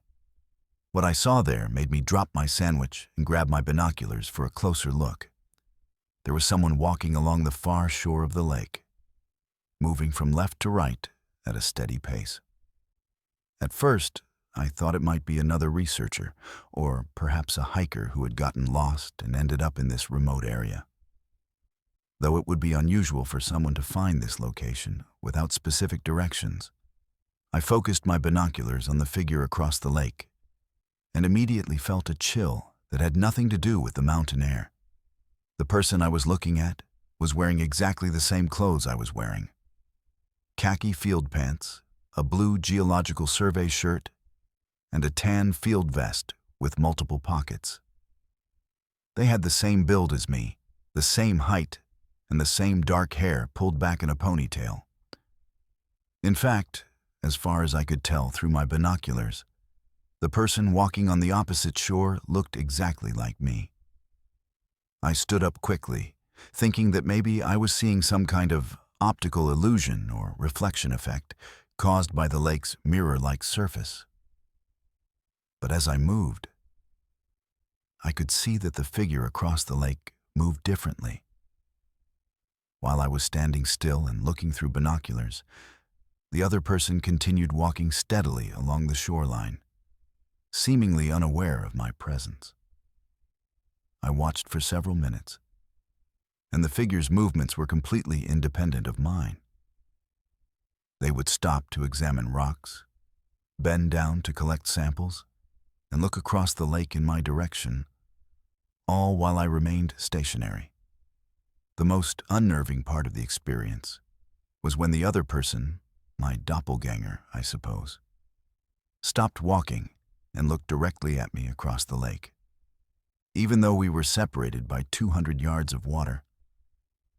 I could clearly see through my binoculars that this person was looking straight at me with what appeared to be the same binoculars I was using. For what felt like several minutes, but was probably only 30 seconds, we stood there staring at each other across the water. Then, the other person raised their hand and waved at me. I was so startled by this gesture that I automatically waved back before I fully processed what I was doing. As soon as I waved, the other person lowered their binoculars and resumed walking along the shoreline, continuing in the same direction they had been going before they stopped to look at me. I watched them until they disappeared behind a stand of trees at the far end of the lake. And then I stood there for several more minutes, trying to make sense of what I had just witnessed. My first thought was that I needed to document this experience scientifically, so I immediately checked my equipment to see if I could find any explanation for what I had seen. I examined my geological instruments, which include several devices that measure electromagnetic fields, ground vibrations, and atmospheric conditions as part of my standard data collection procedures. What I found was deeply disturbing.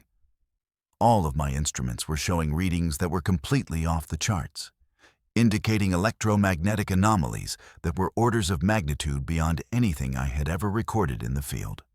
My magnetometer, which normally shows steady readings that reflect the Earth's natural magnetic field, was fluctuating wildly between extreme positive and negative values.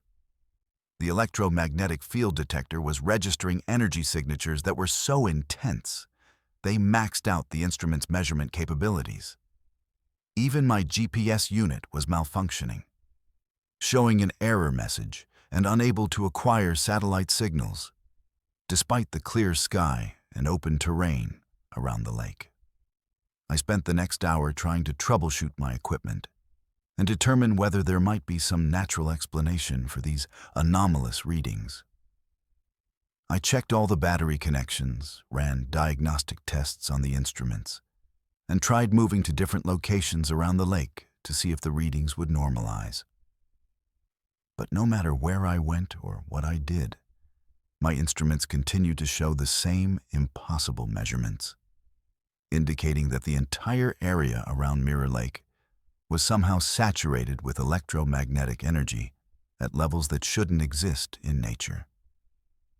While I was working with my instruments, I kept glancing across the lake to see if I might catch another glimpse of the person who looked like me, but I never saw them again. I did notice, however, that the water in the lake had become strangely still, not just calm, but completely motionless in a way that seemed unnatural. There was no wind that day, but even on completely calm days, there's usually some small movement on the surface of a lake from underwater currents or fish activity. Mirror Lake had become so still that it looked more like a sheet of glass than water. Around 2 p.m., the electromagnetic anomalies suddenly stopped, and all of my instruments returned to normal readings within the span of about 5 minutes. The GPS unit reacquired satellite signals, the magnetometer stabilized at normal levels, and the electromagnetic field detector showed background readings consistent with typical mountain environments.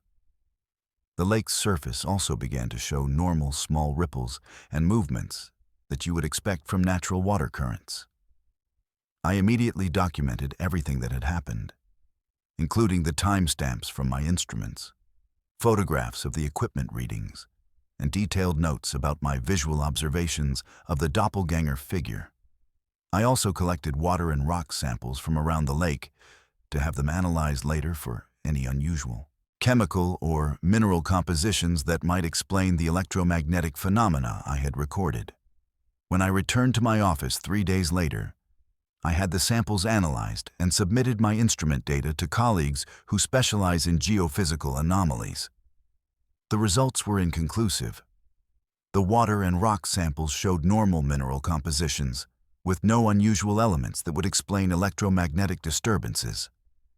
And the instrument readings were so far outside normal parameters that my colleagues initially assumed there had been equipment malfunctions. However, When I showed them that multiple independent instruments had recorded the same anomalies simultaneously, and that all of the equipment had returned to normal function immediately after the incident, they became more interested in the data. One colleague who studies atmospheric electrical phenomena suggested that the area around Mirror Lake might have experienced some kind of natural electromagnetic pulse, possibly caused by underground geological activity or unusual atmospheric conditions. I returned to Mirror Lake 2 more times over the following months, hoping to observe similar phenomena or collect additional data about the electromagnetic anomalies I had recorded. During these return visits, I brought more sophisticated monitoring equipment and spent longer periods observing the area. I never saw the doppelganger figure again, and I never recorded electromagnetic readings as extreme as those from August 12th. But I did document several smaller anomalies that suggested the area experiences periodic disturbances in its electromagnetic environment. What troubles me most about this experience is that it challenges fundamental assumptions about the nature of reality and the reliability of scientific observation. As a geologist, I'm trained to observe natural phenomena objectively and to look for rational explanations based on established scientific principles. But what I witnessed at Mirror Lake doesn't fit into any conventional understanding of physics or geology. The possibility that I saw some kind of dimensional reflection or parallel version of myself suggests that there might be aspects of reality that our current scientific understanding can't explain or measure. The electromagnetic anomalies I recorded indicate that something extraordinary was happening in that location, something that affected the very fabric of space and electromagnetic energy in ways that shouldn't be possible according to our current knowledge of physics. I've researched similar phenomena and found scattered reports from other scientists and researchers who have encountered unexplained doppelganger sightings, usually in remote areas with unusual geological or electromagnetic characteristics. Most of these reports are dismissed as optical illusions or psychological phenomena. But the consistency of the descriptions and the correlation with electromagnetic anomalies suggests that there might be genuine physical phenomena behind these experiences. The Blue Ridge Mountains are geologically complex, with rock formations that date back over 1 billion years and have been subjected to enormous geological forces over vast periods of time. It's possible that these ancient mountains contain energy patterns or dimensional characteristics that we don't yet understand, and that under certain conditions, these characteristics can create effects that challenge our normal perception of reality. I continue to work as a geologist in the Appalachian region, but my experience at Mirror Lake has made me more open to the possibility that there are natural phenomena in these mountains that go beyond what conventional science can currently explain. I always carry more sophisticated monitoring equipment now, and I pay closer attention to unusual readings that might indicate electromagnetic anomalies or other unexplained activity. The mountains of Appalachia are ancient and mysterious, and they've witnessed geological processes and time scales that are almost impossible for humans to comprehend. Perhaps sometimes, under the right conditions, we get glimpses of realities or dimensions that normally exist beyond our perception. And maybe that's what happened to me on that August afternoon when I saw myself walking on the far shore of Mirror Lake. My name is Steve, and I'm 45 years old. I work as a postal worker for the United States Postal Service, delivering mail in the rural communities around State College, Pennsylvania. It's steady work that I've been doing for the past 18 years. And it keeps me active and outdoors, which I appreciate. In my free time, I'm an avid section hiker on the Appalachian Trail. And over the past 12 years, I've completed about 1,800 miles of the trail in segments during weekends and vacation time. My goal is to become a 2,000-miler by completing the entire trail. and I usually manage to hike 150 to 200 miles per year, depending on my work schedule and family obligations. I know the trail community pretty well, and I'm familiar with the culture, the protocols, and the unwritten rules that govern how hikers interact with each other in the wilderness. But what happened to me during a section hike in October 2017 has left me questioning whether some of the people we encounter on the trail are actually still among the living. I was planning to hike a 35-mile section of the AT through central Pennsylvania, starting at the Pine Grove Furnace State Park and ending at the Susquehanna River near Duncannon. It's a relatively easy section with moderate elevation changes and good access to water sources, making it perfect for a 3-day weekend trip. I had hiked parts of this section before, but never the entire stretch in one trip. And I was looking forward to completing another significant segment of my overall AT goal. The weather forecast looked ideal for hiking: cool temperatures, clear skies, and no precipitation expected. I started my hike on Friday morning, October 13th, carrying a 3-day pack with all the gear I needed for camping and cooking along the trail. The first day's hiking was uneventful and enjoyable, covering about 12 miles through mixed forests that were showing beautiful fall colors. I encountered a few other hikers during the day, mostly day hikers and weekend backpackers like myself, but nothing unusual or memorable about any of those interactions. That evening, I set up camp at a designated camping area near Boiling Springs, where there's a reliable water source and established fire rings for cooking. Around 7:30 p.m., as I was finishing dinner and getting ready to hang my food bag for the night, another hiker emerged from the southbound direction and asked if he could share the camping area. This is completely normal on the AT. Camping areas are meant to be shared, and it's considered good trail etiquette to welcome other hikers, especially if they're hiking alone like I was. The hiker introduced himself as Bill and said he was section hiking northbound, planning to reach Harrisburg in a few more days.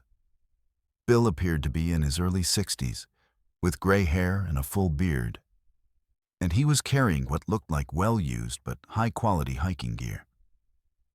His backpack was an older model that you don't see much anymore, but it was, obviously, well-maintained and properly fitted. He was wearing wool clothing and leather boots, which struck me as a bit old-fashioned compared to the synthetic materials and lightweight gear that most modern hikers prefer. But there are still some old-school hikers who swear by traditional materials and equipment. What I found most interesting about Bill was his knowledge of AT history and trail culture. As we sat around the campfire that evening, he told stories about hiking the trail that went back to the 1970s and 1980s, long before I'd ever heard of the Appalachian Trail. He knew details about trail relocations, old shelters that had been torn down decades ago, and changes in trail management that had occurred over the years. He also knew the trail names and stories of legendary hikers from the early days of AT hiking, people who had become famous in the hiking community for their accomplishments or their colorful personalities.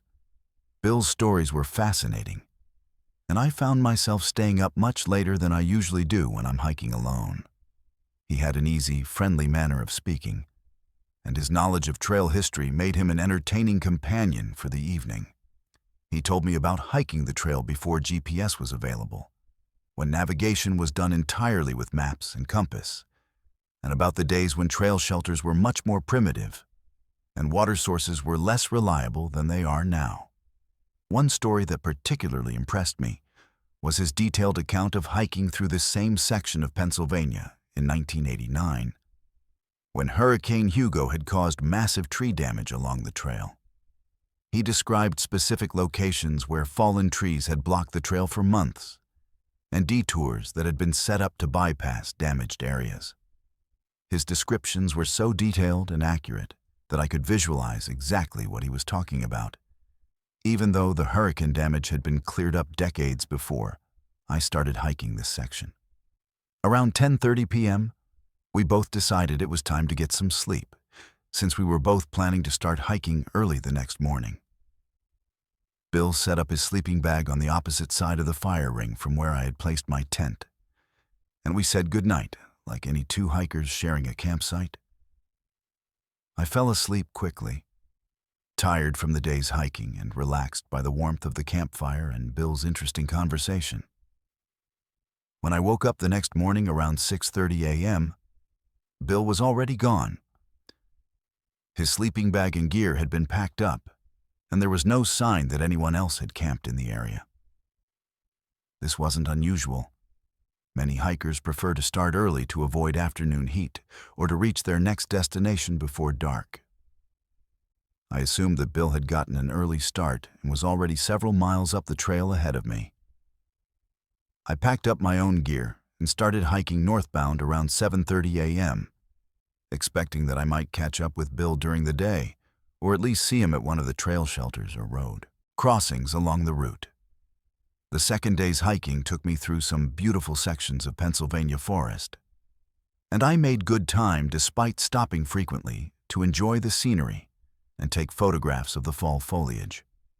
Around noon, I reached the town of Boiling Springs, where the AT passes directly through a small community that's very welcoming to hikers.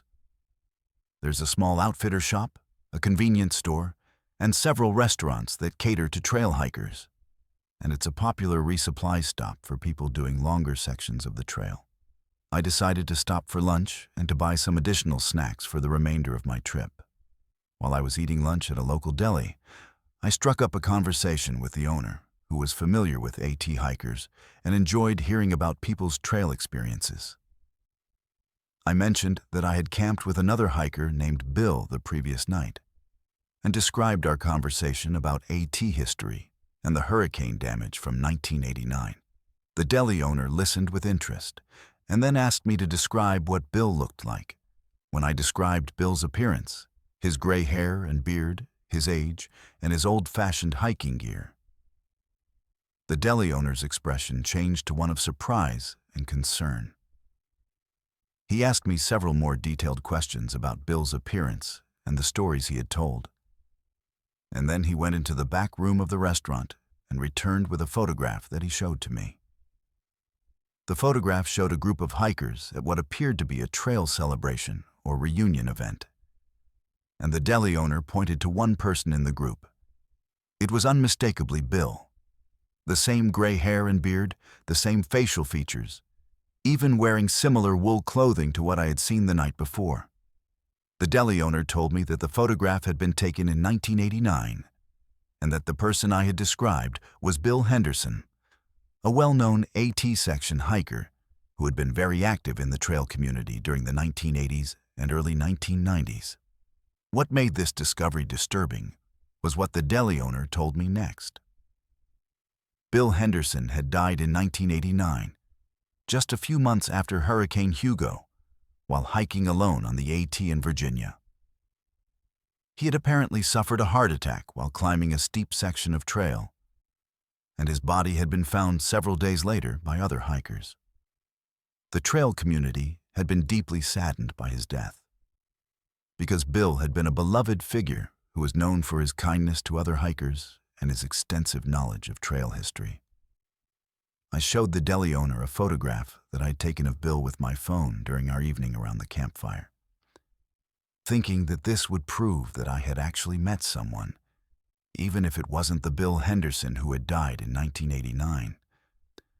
But when I opened the photo file on my phone, I was shocked to discover that the image showed only me sitting alone by the campfire.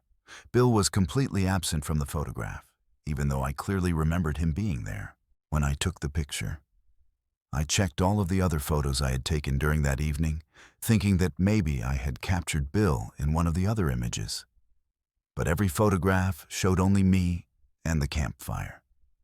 There was no evidence in any of the images that anyone else had been present at the campsite, despite my clear memories of spending hours in conversation with Bill and seeing him set up his sleeping area across the fire ring from my tent. The deli owner could see that I was shaken by this revelation, and he told me that I wasn't the first person over the years to report encountering Bill Henderson on the trail. He said that several other hikers had described meeting an older man named Bill, who told detailed stories about AT history and who matched Henderson's physical description exactly. In each case, the witnesses had been hiking alone, and in each case, photographic evidence had later shown that they had actually been alone during the encounters they remembered. I spent the rest of that day hiking in a state of confusion and unease, trying to process what I had learned and wondering whether I was losing my mind or had somehow experienced something genuinely supernatural. The conversation with Bill had felt completely real and normal. He had seemed like flesh and blood, had eaten food from his own pack, and had interacted with me in ways that seemed impossible, if he was some kind of ghost or hallucination. When I reached the next trail shelter that evening, I met two other section hikers who were planning to stay there for the night. I decided to tell them about my encounter with Bill and see if they had heard similar stories from other hikers. To my surprise, one of them immediately knew what I was talking about. He said that stories about encounters with Bill Henderson were well known in the AT hiking community, and that there was even an informal name for the phenomenon: Bill sightings. According to this hiker, Bill Henderson had been such a dedicated and passionate trail hiker during his life that many people believed his spirit continued to hike sections of the AT after his death, particularly helping solo hikers who might be feeling lonely or uncertain about their journey. The encounters always followed a similar pattern. Bill would appear to hikers who were camping alone, would spend the evening sharing stories and trail wisdom, and would disappear by morning without leaving any physical evidence of his presence. I completed my planned section hike the next day. But the encounter with Bill Henderson had changed the entire character of the trip. Instead of feeling accomplished about completing another segment of the AT, I felt unsettled and confused about the nature of reality and the possibility of supernatural experiences. I had always been skeptical about ghost stories and paranormal claims, but there was no rational way to explain what I had experienced.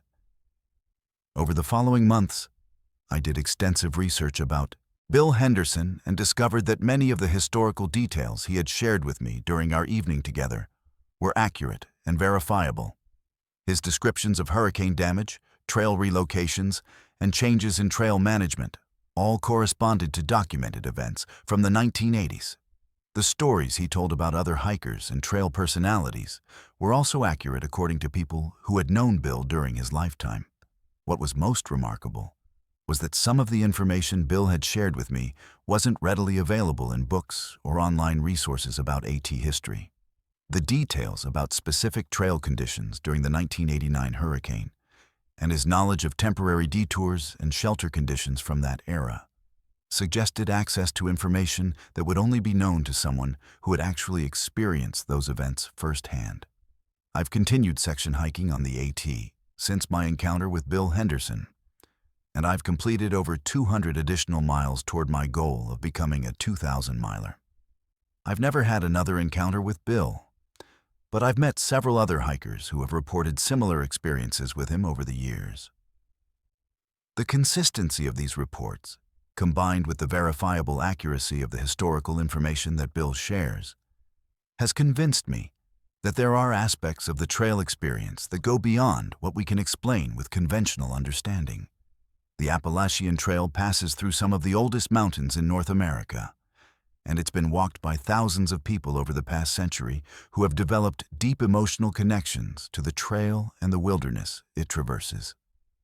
Perhaps some of those connections are strong enough to persist beyond death, allowing dedicated hikers like Bill Henderson to continue sharing their love of the trail with others who are following in their footsteps.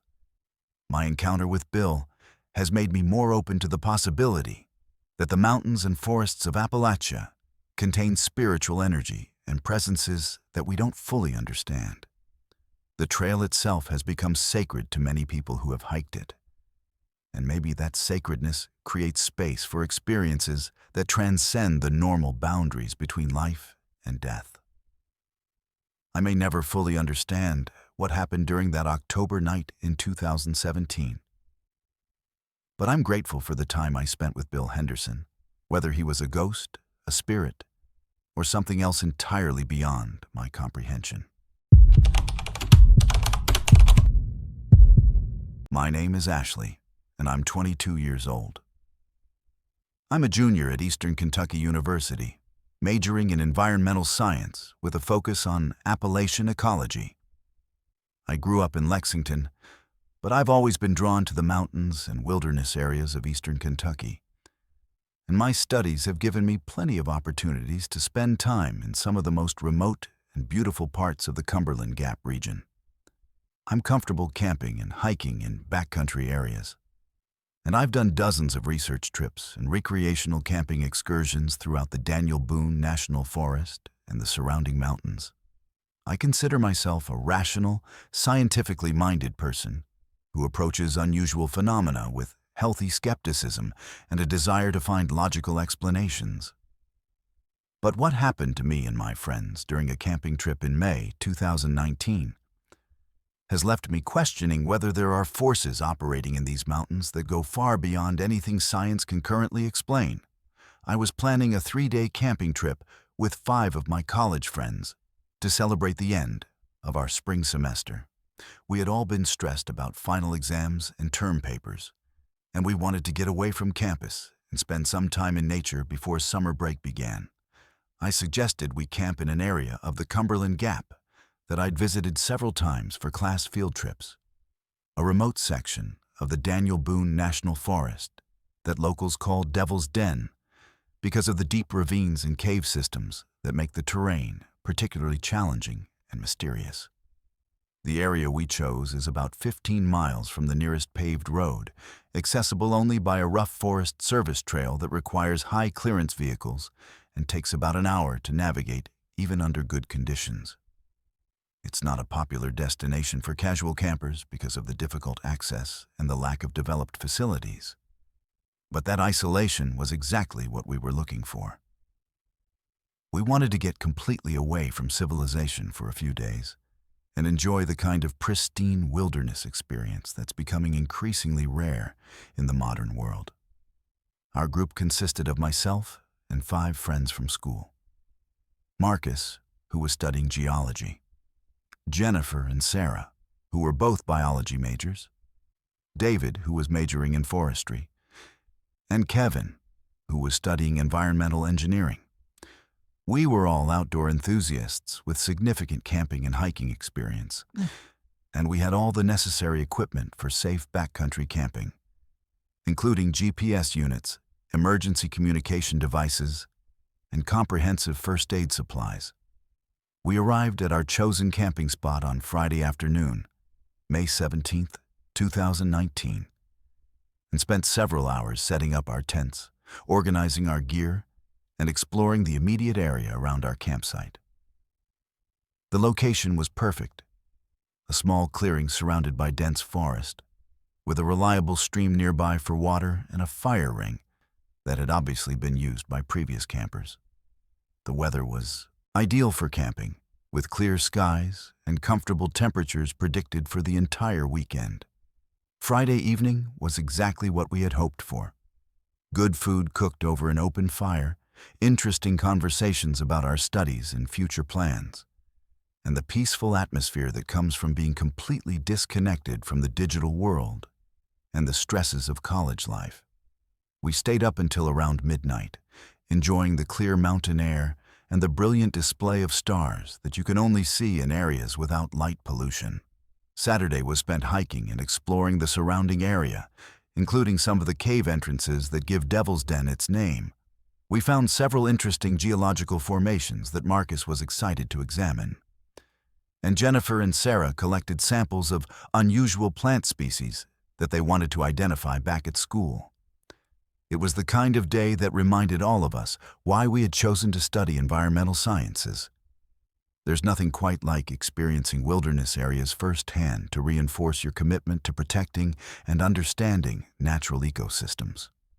Saturday evening started out much like Friday night, with good food and relaxed conversation around the campfire. But around 10:30 p.m., David noticed something unusual in the sky above the mountains to the east of our campsite. At first, it looked like a bright star or planet. But as we watched, it became clear that the light was moving in ways that weren't consistent with any astronomical phenomena we were familiar with. The light appeared to be circular and was emitting a steady, white illumination that was much brighter than any aircraft navigation lights we had ever seen. It was moving slowly across the sky, but not in a straight line like an airplane or satellite. Instead, it was following a zigzag pattern, making sharp turns that would be impossible for any conventional aircraft. The movements were too precise and controlled to be explained as atmospheric phenomena like ball lightning or meteorological anomalies. As we watched, more lights appeared in the same area of the sky.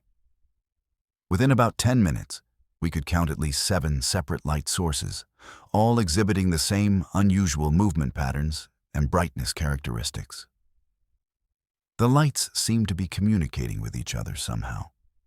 Because their movements became coordinated, they would form geometric patterns, move in synchronized formations, and respond to each other's movements in ways that suggested intelligent control.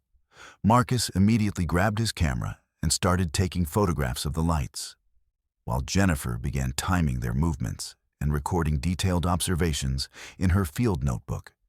David tried to use his GPS unit to determine the exact direction and elevation of the lights. But he discovered that his GPS was malfunctioning, showing error messages and unable to acquire satellite signals despite the clear sky conditions. The lights continued their unusual behavior for about 20 minutes, during which time all of us became increasingly excited and amazed by what we were witnessing. We had all taken astronomy courses as part of our science curriculum, and none of us could identify any natural or conventional explanation for what we were seeing. The lights were too bright, too coordinated, and too maneuverable to be aircraft, satellites, or any known atmospheric phenomena. Around 11 p.m., the lights began to move closer to our location, descending from their original high-altitude position and approaching the mountainous area where we were camped. As they got closer, we could see that they were much larger than we had initially estimated. Each light appeared to be roughly the size of a car or small building. And they were emitting not just visible light, but also what felt like heat or energy that we could sense even at a distance. This is where my memory starts to become unclear, and where the experience took on a much more personal and disturbing character. I remember feeling an overwhelming compulsion to walk away from our campsite and move toward the area where the lights were descending. It wasn't a conscious decision. It felt more like something was pulling me in that direction, overriding my rational mind and my normal survival instincts. The next thing I clearly remember is waking up alone in a forest clearing about 3 miles from our campsite, according to the GPS readings I took later. It was 4:30 a.m., according to my watch, which meant that approximately 5.5 hours had passed since I last had clear memories of being around the campfire with my friends.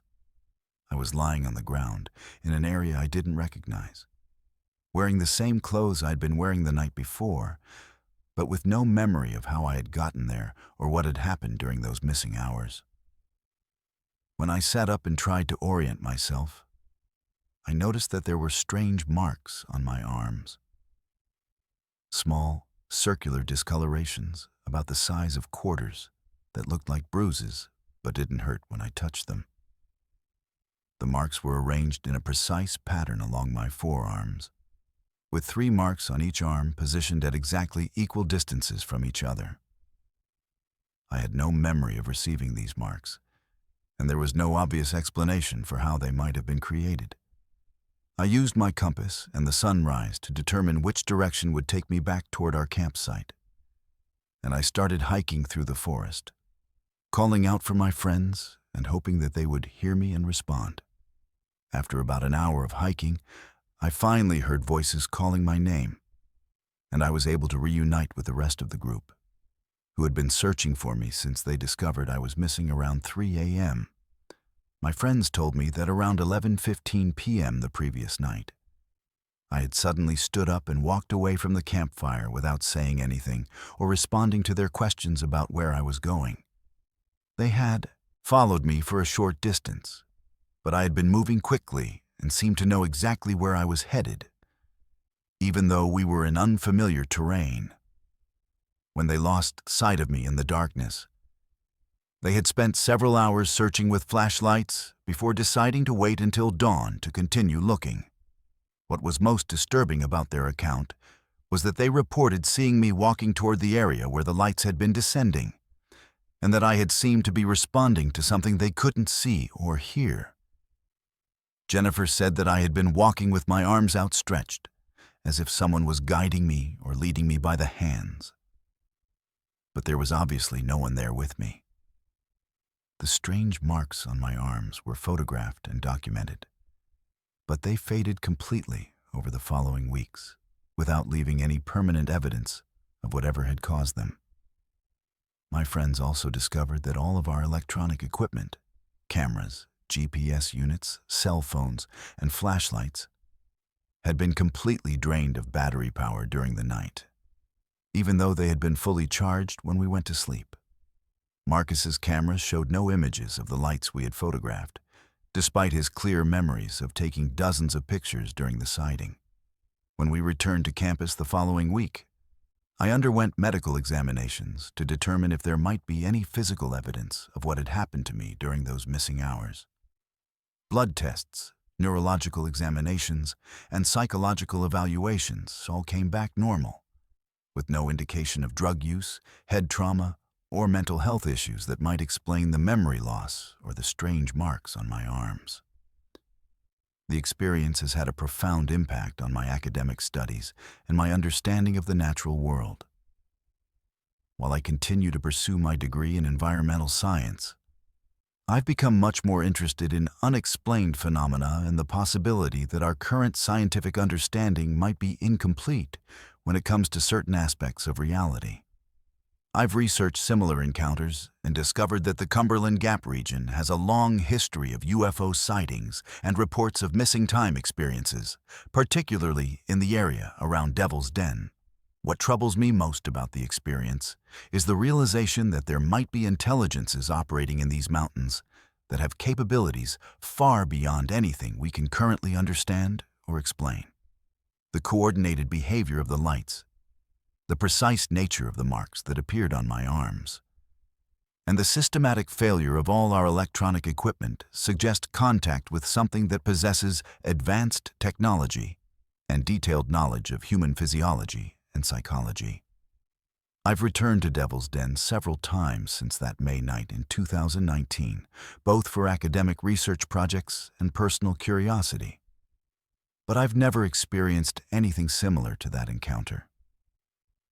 The area continues to be a site of unusual electromagnetic anomalies and occasional unexplained light phenomena, according to other researchers who have studied the region. But whatever intelligence I encountered that night has not revealed itself to me again. The experience has made me more open to the possibility that the Appalachian Mountains contain mysteries that go far beyond what conventional science can currently address. These ancient mountains have witnessed millions of years of geological and environmental changes, and perhaps they also serve as locations where different forms of intelligence occasionally intersect with human experience in ways we're not equipped to understand. My encounter in Devil's Den has convinced me that there are aspects of reality operating in these mountains that challenge our fundamental assumptions about the nature of consciousness, intelligence, and the physical universe. Whether what I experienced was contact with extraterrestrial visitors, interdimensional beings, or some other form of advanced intelligence, it has forever changed my perspective on the mysteries that might be hidden in the remote wilderness areas of Appalachia. My name is Robert Clearwater, and I'm 38 years old. I'm a member of the Eastern Band of Cherokee Indians, and I live on the Qualla boundary in western North Carolina.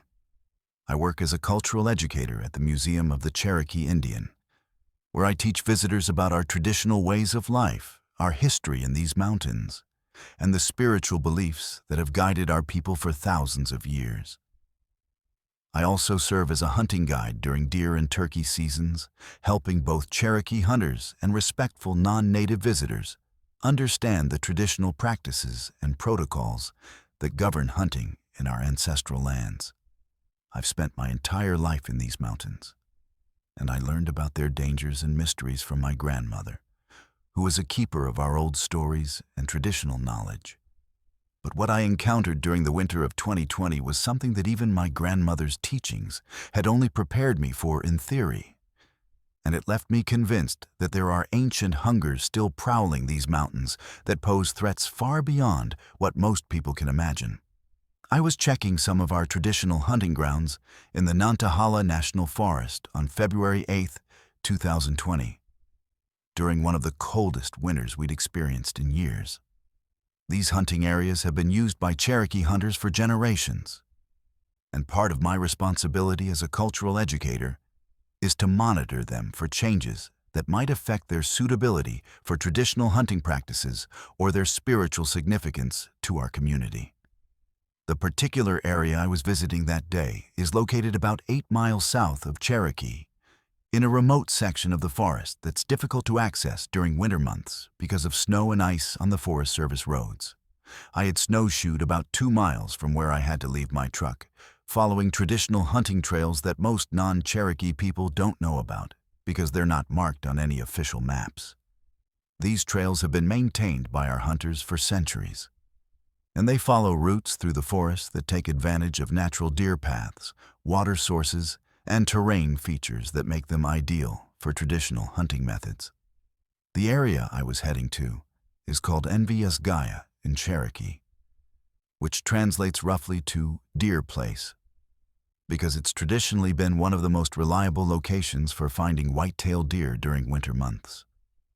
The forest was incredibly quiet that day, with several inches of fresh snow muffling all sounds and creating the kind of pristine winter landscape that makes you feel like you're the only person for miles around.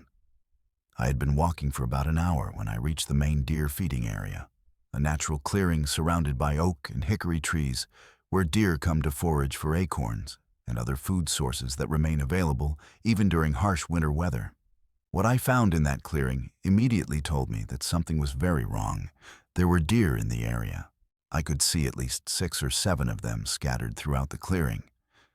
But their behavior was completely unnatural. Instead of feeding or moving in the alert, cautious manner that's typical for wild deer, these animals were standing perfectly still, almost like statues, all facing the same direction toward the northern edge of the clearing. They weren't showing any awareness of my presence, even though I was standing in plain sight, maybe 50 yards away from them. I watched the deer for several minutes, trying to understand what might be causing their strange behavior. They weren't frozen with fear the way deer sometimes are when they sense a predator nearby, and they weren't exhibiting the nervous energy that usually accompanies unusual weather conditions or other environmental stressors. Instead, they seemed to be in some kind of trance-like state, completely focused on whatever they were staring at in the northern part of the clearing. That's when I started to notice the tracks in the snow around the deer. At first glance, they looked like they might be human footprints. But as I examined them more closely, I realized that they were much larger than any human tracks I had ever seen. The prints were at least 18 inches long and maybe 8 inches wide, with what appeared to be 5 toe marks at the front of each print. But the stride length between the prints was enormous, at least 6 feet from one footprint to the next, indicating that whatever made these tracks was much taller and had much longer legs than any human. The tracks formed a clear pattern around the deer, circling the clearing in a wide loop that passed within 10 or 15 feet of each animal. But what was most disturbing about the track pattern was that it showed no signs of the maker having stopped to attack or chase any of the deer.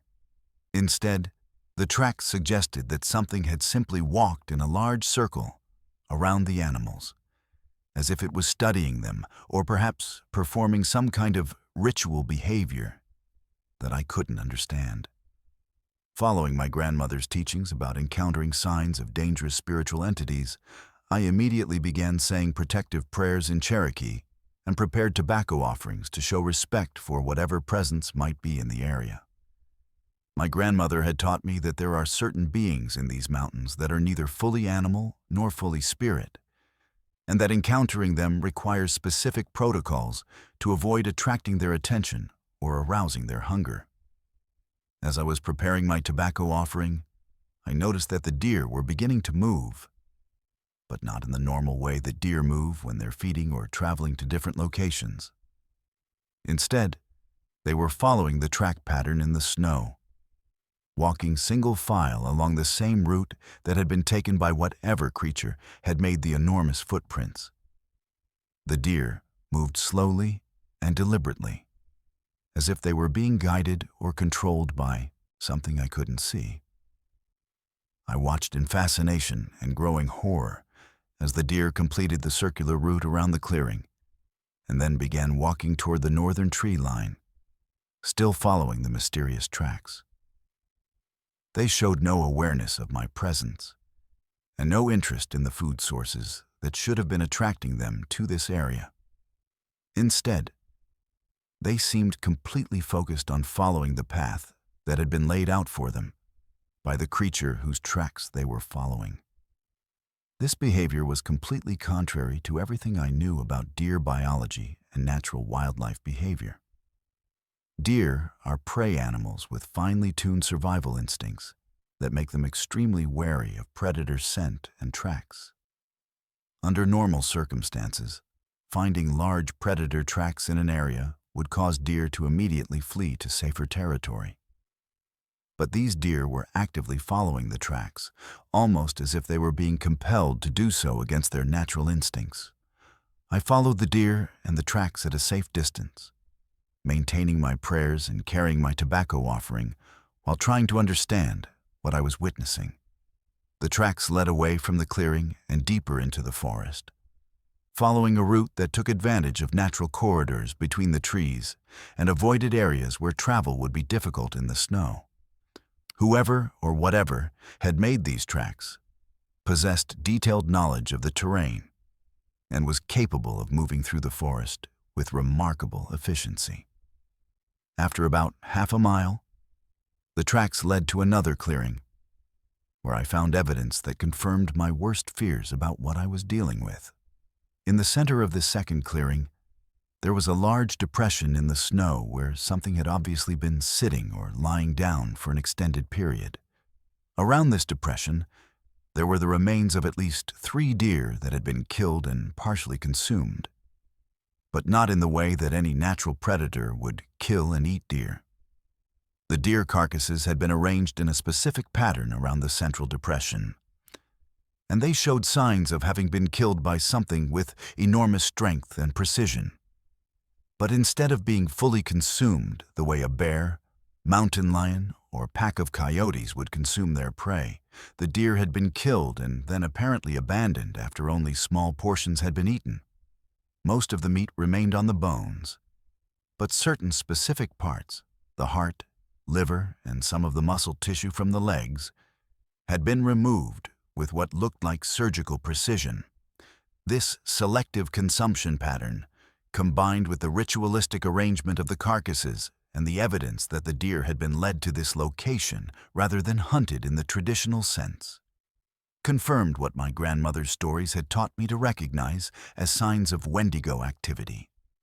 According to our traditional knowledge, Wendigos are cannibalistic entities that were once human, but have been transformed by their hunger into something that exists between the physical and spiritual worlds.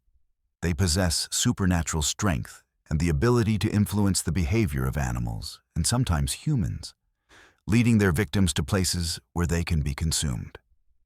My grandmother had taught me that Wendigos are particularly active during harsh winters, when natural food sources are scarce and the boundary between the physical and spiritual worlds becomes thinner. She had also warned me that Wendigos are attracted to areas where there has been violence, starvation, or other forms of extreme suffering, and that they can sense people who are emotionally vulnerable or spiritually unprotected. I immediately began the cleansing ritual that my grandmother had taught me for protection against Wendigo encounters, burning tobacco and sage, while reciting specific prayers and songs that are designed to create spiritual barriers against malevolent entities.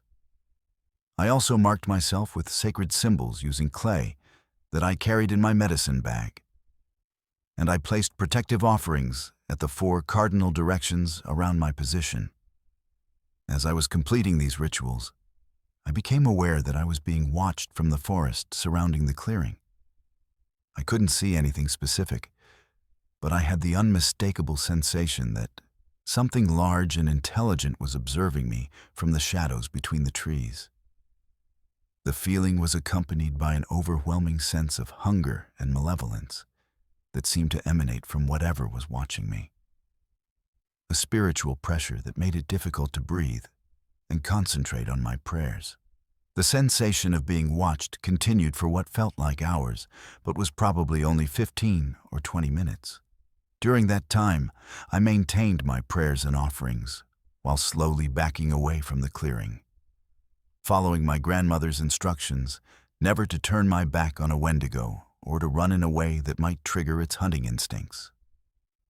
The presence seemed to follow me as I retreated, staying just at the edge of my perception, but never revealing itself completely.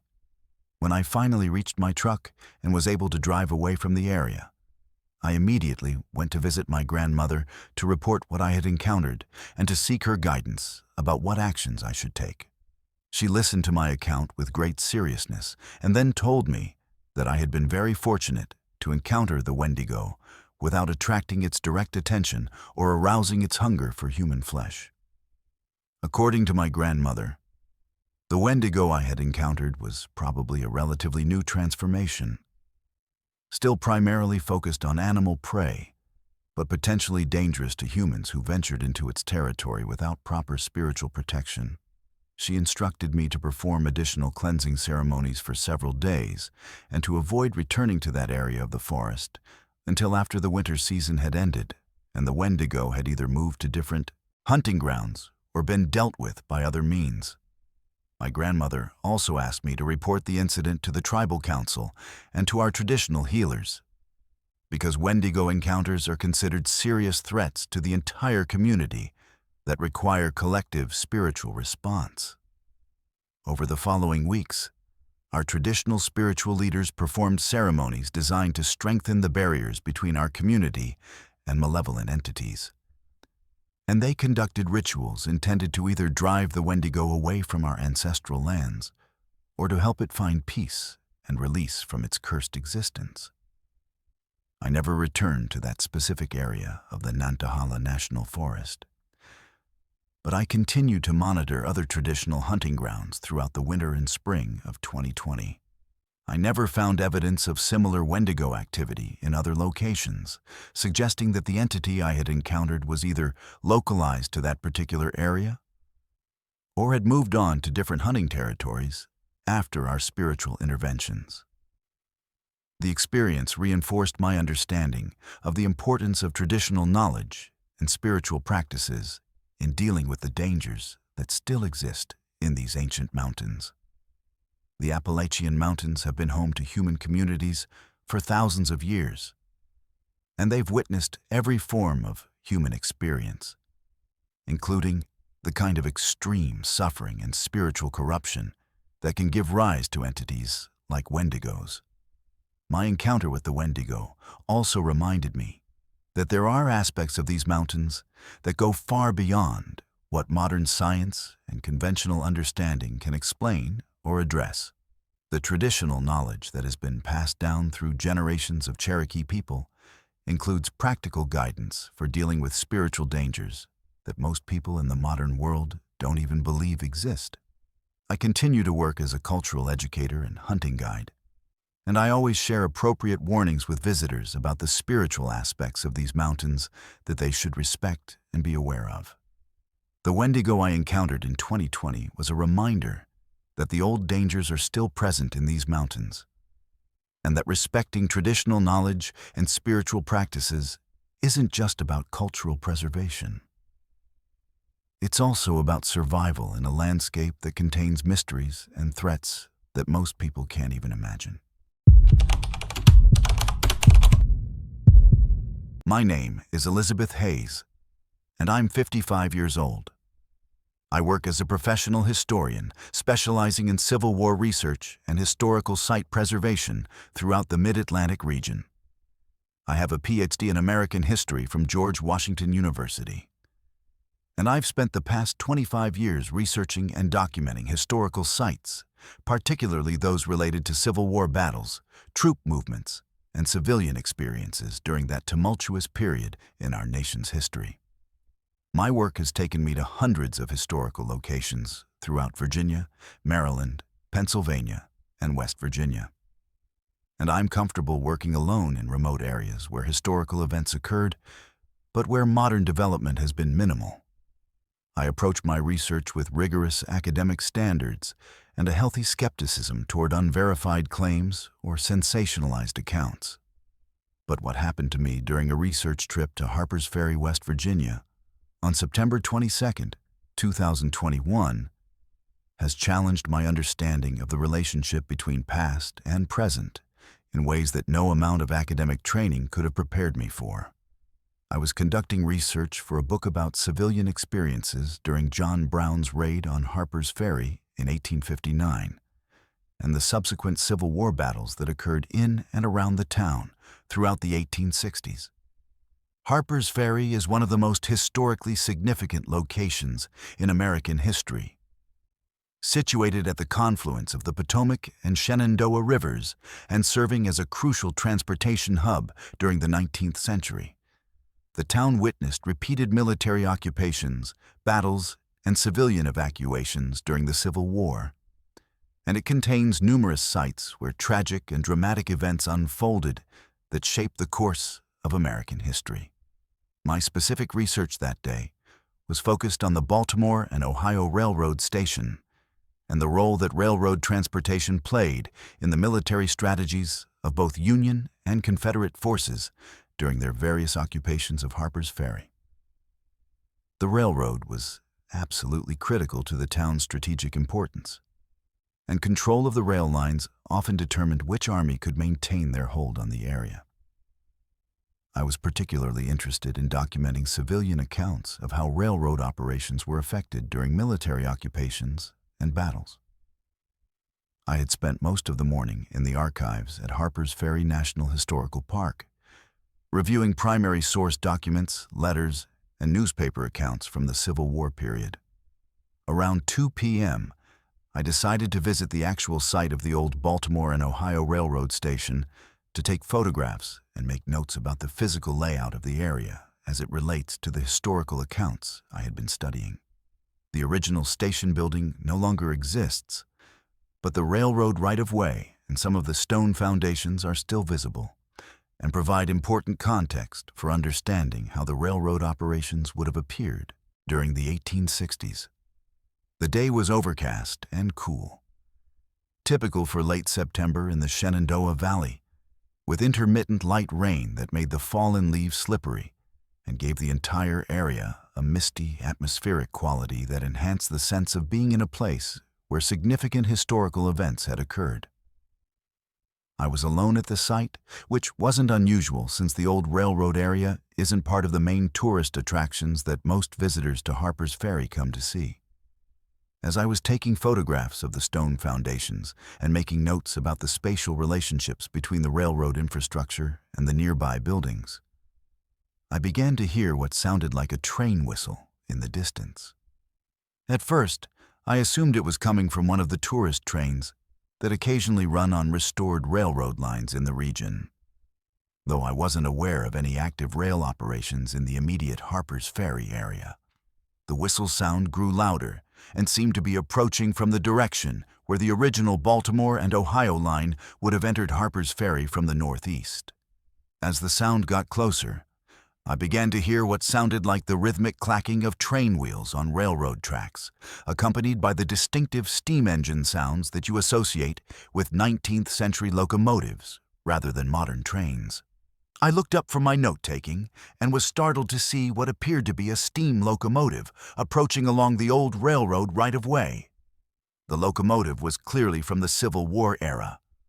A small, wood-burning engine with a distinctive funnel-shaped smokestack, and the kind of elaborate decorative metalwork that characterized mid-19th century railroad equipment. Behind the locomotive was a single passenger car and what looked like a freight car, both painted in dark colors and showing the wear and weathering that you would expect from equipment that had been in regular use during wartime conditions. As the train approached the area where I was standing, I could see that there were people aboard. Both passengers visible through the windows of the passenger car and crew members working around the locomotive. The engineer was leaning out of the locomotive cab, and there was a conductor or station master standing on the platform of the passenger car, wearing the kind of uniform that railroad employees would have worn during the 1860s. What struck me most about this scene was how absolutely normal and routine it appeared. The train was moving at a moderate speed, as if it was approaching a station where it planned to stop, and the crew members were going about their duties in the matter-of-fact way that railroad workers would during any ordinary day of operations. There was nothing supernatural or ghostly about the appearance of the train or the people aboard it. It looked exactly like what you would expect to see if you had somehow been transported back to Harper's Ferry during the Civil War period. As the train drew closer to where I was standing, the conductor on the passenger car platform began waving at me and calling out in a voice that I could hear clearly despite the sound of the locomotive. He was shouting something that sounded like, "Get back from the tracks! Train coming through!" in the kind of urgent, authoritative tone that railroad employees use when they're concerned about passenger safety. I immediately stepped further away from the old railroad right-of-way, even though there were no actual tracks there and the train I was seeing couldn't possibly have been physically present. But the conductor's warning seemed so real and urgent that I responded automatically, the way you would to any legitimate safety warning from a railroad employee. As the locomotive passed the point where I was standing, the engineer leaned further out of his cab and tipped his cap to me in the polite gesture that was common among railroad workers in the 19th century when, acknowledging bystanders, I could see his face clearly, a middle-aged man with a full beard and the kind of weathered complexion that comes from years of outdoor work. He was wearing a blue work shirt and a striped railroad cap, and he looked exactly like the photographs of Civil War-era railroad engineers that I had been studying in the archives that morning.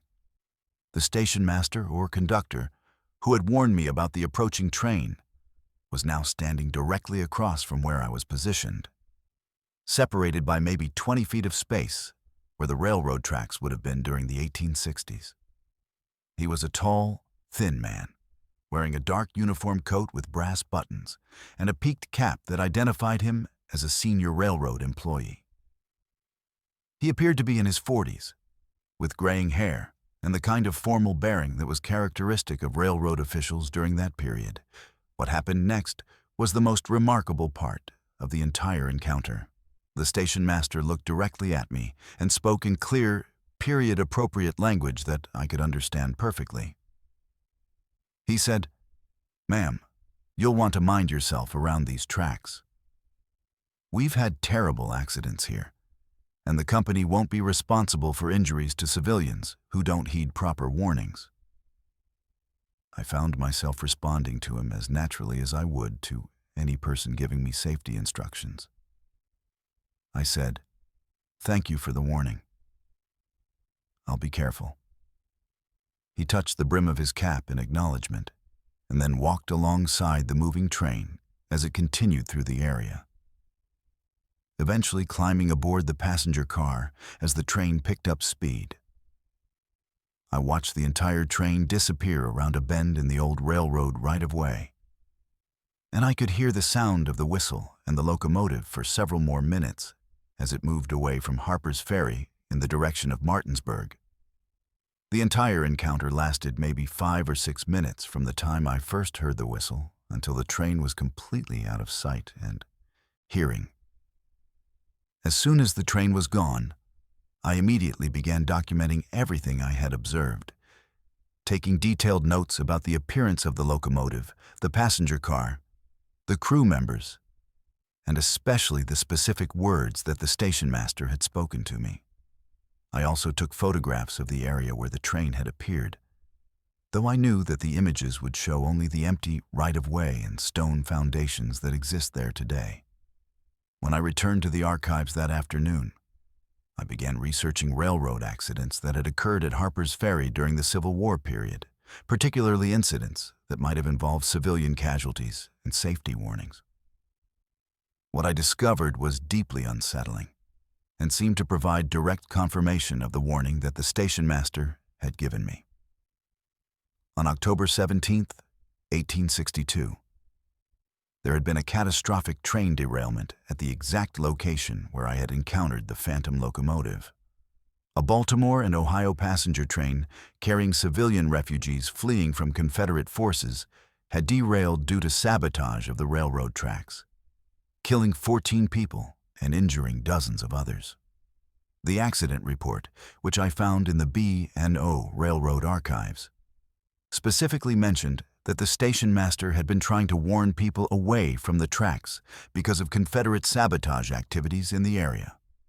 The most remarkable discovery was a photograph I found in the railroad company records showing the crew of the B&O trains that were operating out of Harper's Ferry during October 1862. The station master in the photograph was unmistakably the same man who had spoken to me. The same tall, thin build, the same graying hair, and the same formal uniform with brass buttons. According to the railroad records, his name was Thomas Mitchell, and he had been killed in the October 17th derailment while trying to warn passengers and bystanders about the danger to the tracks. The historical record showed that Thomas Mitchell had died attempting to prevent civilian casualties from the sabotaged railroad tracks, and that his final actions had been focused on warning people to stay away from the area where the derailment occurred. The warning he had given me about minding myself around the tracks because of terrible accidents that had happened there was essentially identical to the warnings he had been giving to civilians on the day he died in 1862. I spent several more days at Harper's Ferry researching the October 1862 derailment and the people who had been involved in the incident. What I learned convinced me that I had somehow witnessed a replay or echo of events from that tragic day, and that Thomas Mitchell was still trying to protect people from the dangers that had cost him his life over 160 years ago. The experience has profoundly affected my approach to historical research and my understanding of how traumatic events can leave lasting impressions on the locations where they occurred. Harper's Ferry witnessed enormous amounts of violence, tragedy, and human suffering during the Civil War, and perhaps some of those experiences created spiritual imprints that occasionally manifest to people who are sensitive to historical resonance. I've continued my research on Civil War railroad operations, and I've returned to Harper's Ferry several times since my encounter with Thomas Mitchell. But I've never experienced anything similar. However, I've discovered that other historians and researchers have reported similar encounters with Civil War-era figures at various locations throughout the region, suggesting that there might be something about the intensity and tragedy of that historical period that creates lasting spiritual connections between past and present. My encounter with Thomas Mitchell has convinced me that historical research involves more than just studying documents and artifacts. It also requires openness to the possibility that the people who lived through these historical events may still have messages they want to share with us. The dedication and sacrifice that Thomas Mitchell showed in trying to protect civilians during his lifetime apparently continues even after his death. and I feel honored to have been chosen as a recipient of his warning and protection. Thank you for joining me on this terrifying journey through the most haunted mountains in America. These 11 stories from the Appalachian Mountains remind us that there are still mysteries in our world that science cannot explain, and experiences that challenge our understanding of reality itself. If you enjoyed these disturbing true horror stories, make sure to like this video and subscribe to Verified Fears for more authentic supernatural encounters from real people who lived through them. Hit that notification bell so you never miss our latest uploads featuring the most chilling true stories from across America. Do you have your own unexplained encounter from the Appalachian Mountains or anywhere else? Share your story in the comments below. Your experience could be featured in a future episode. And if these stories have left you wanting more, check out our playlist of true horror stories from other haunted regions across the United States. Remember, the mountains are always watching, and some mysteries are better left undisturbed. Until next time, stay safe out there. Keep your eyes open for things that shouldn't exist but do.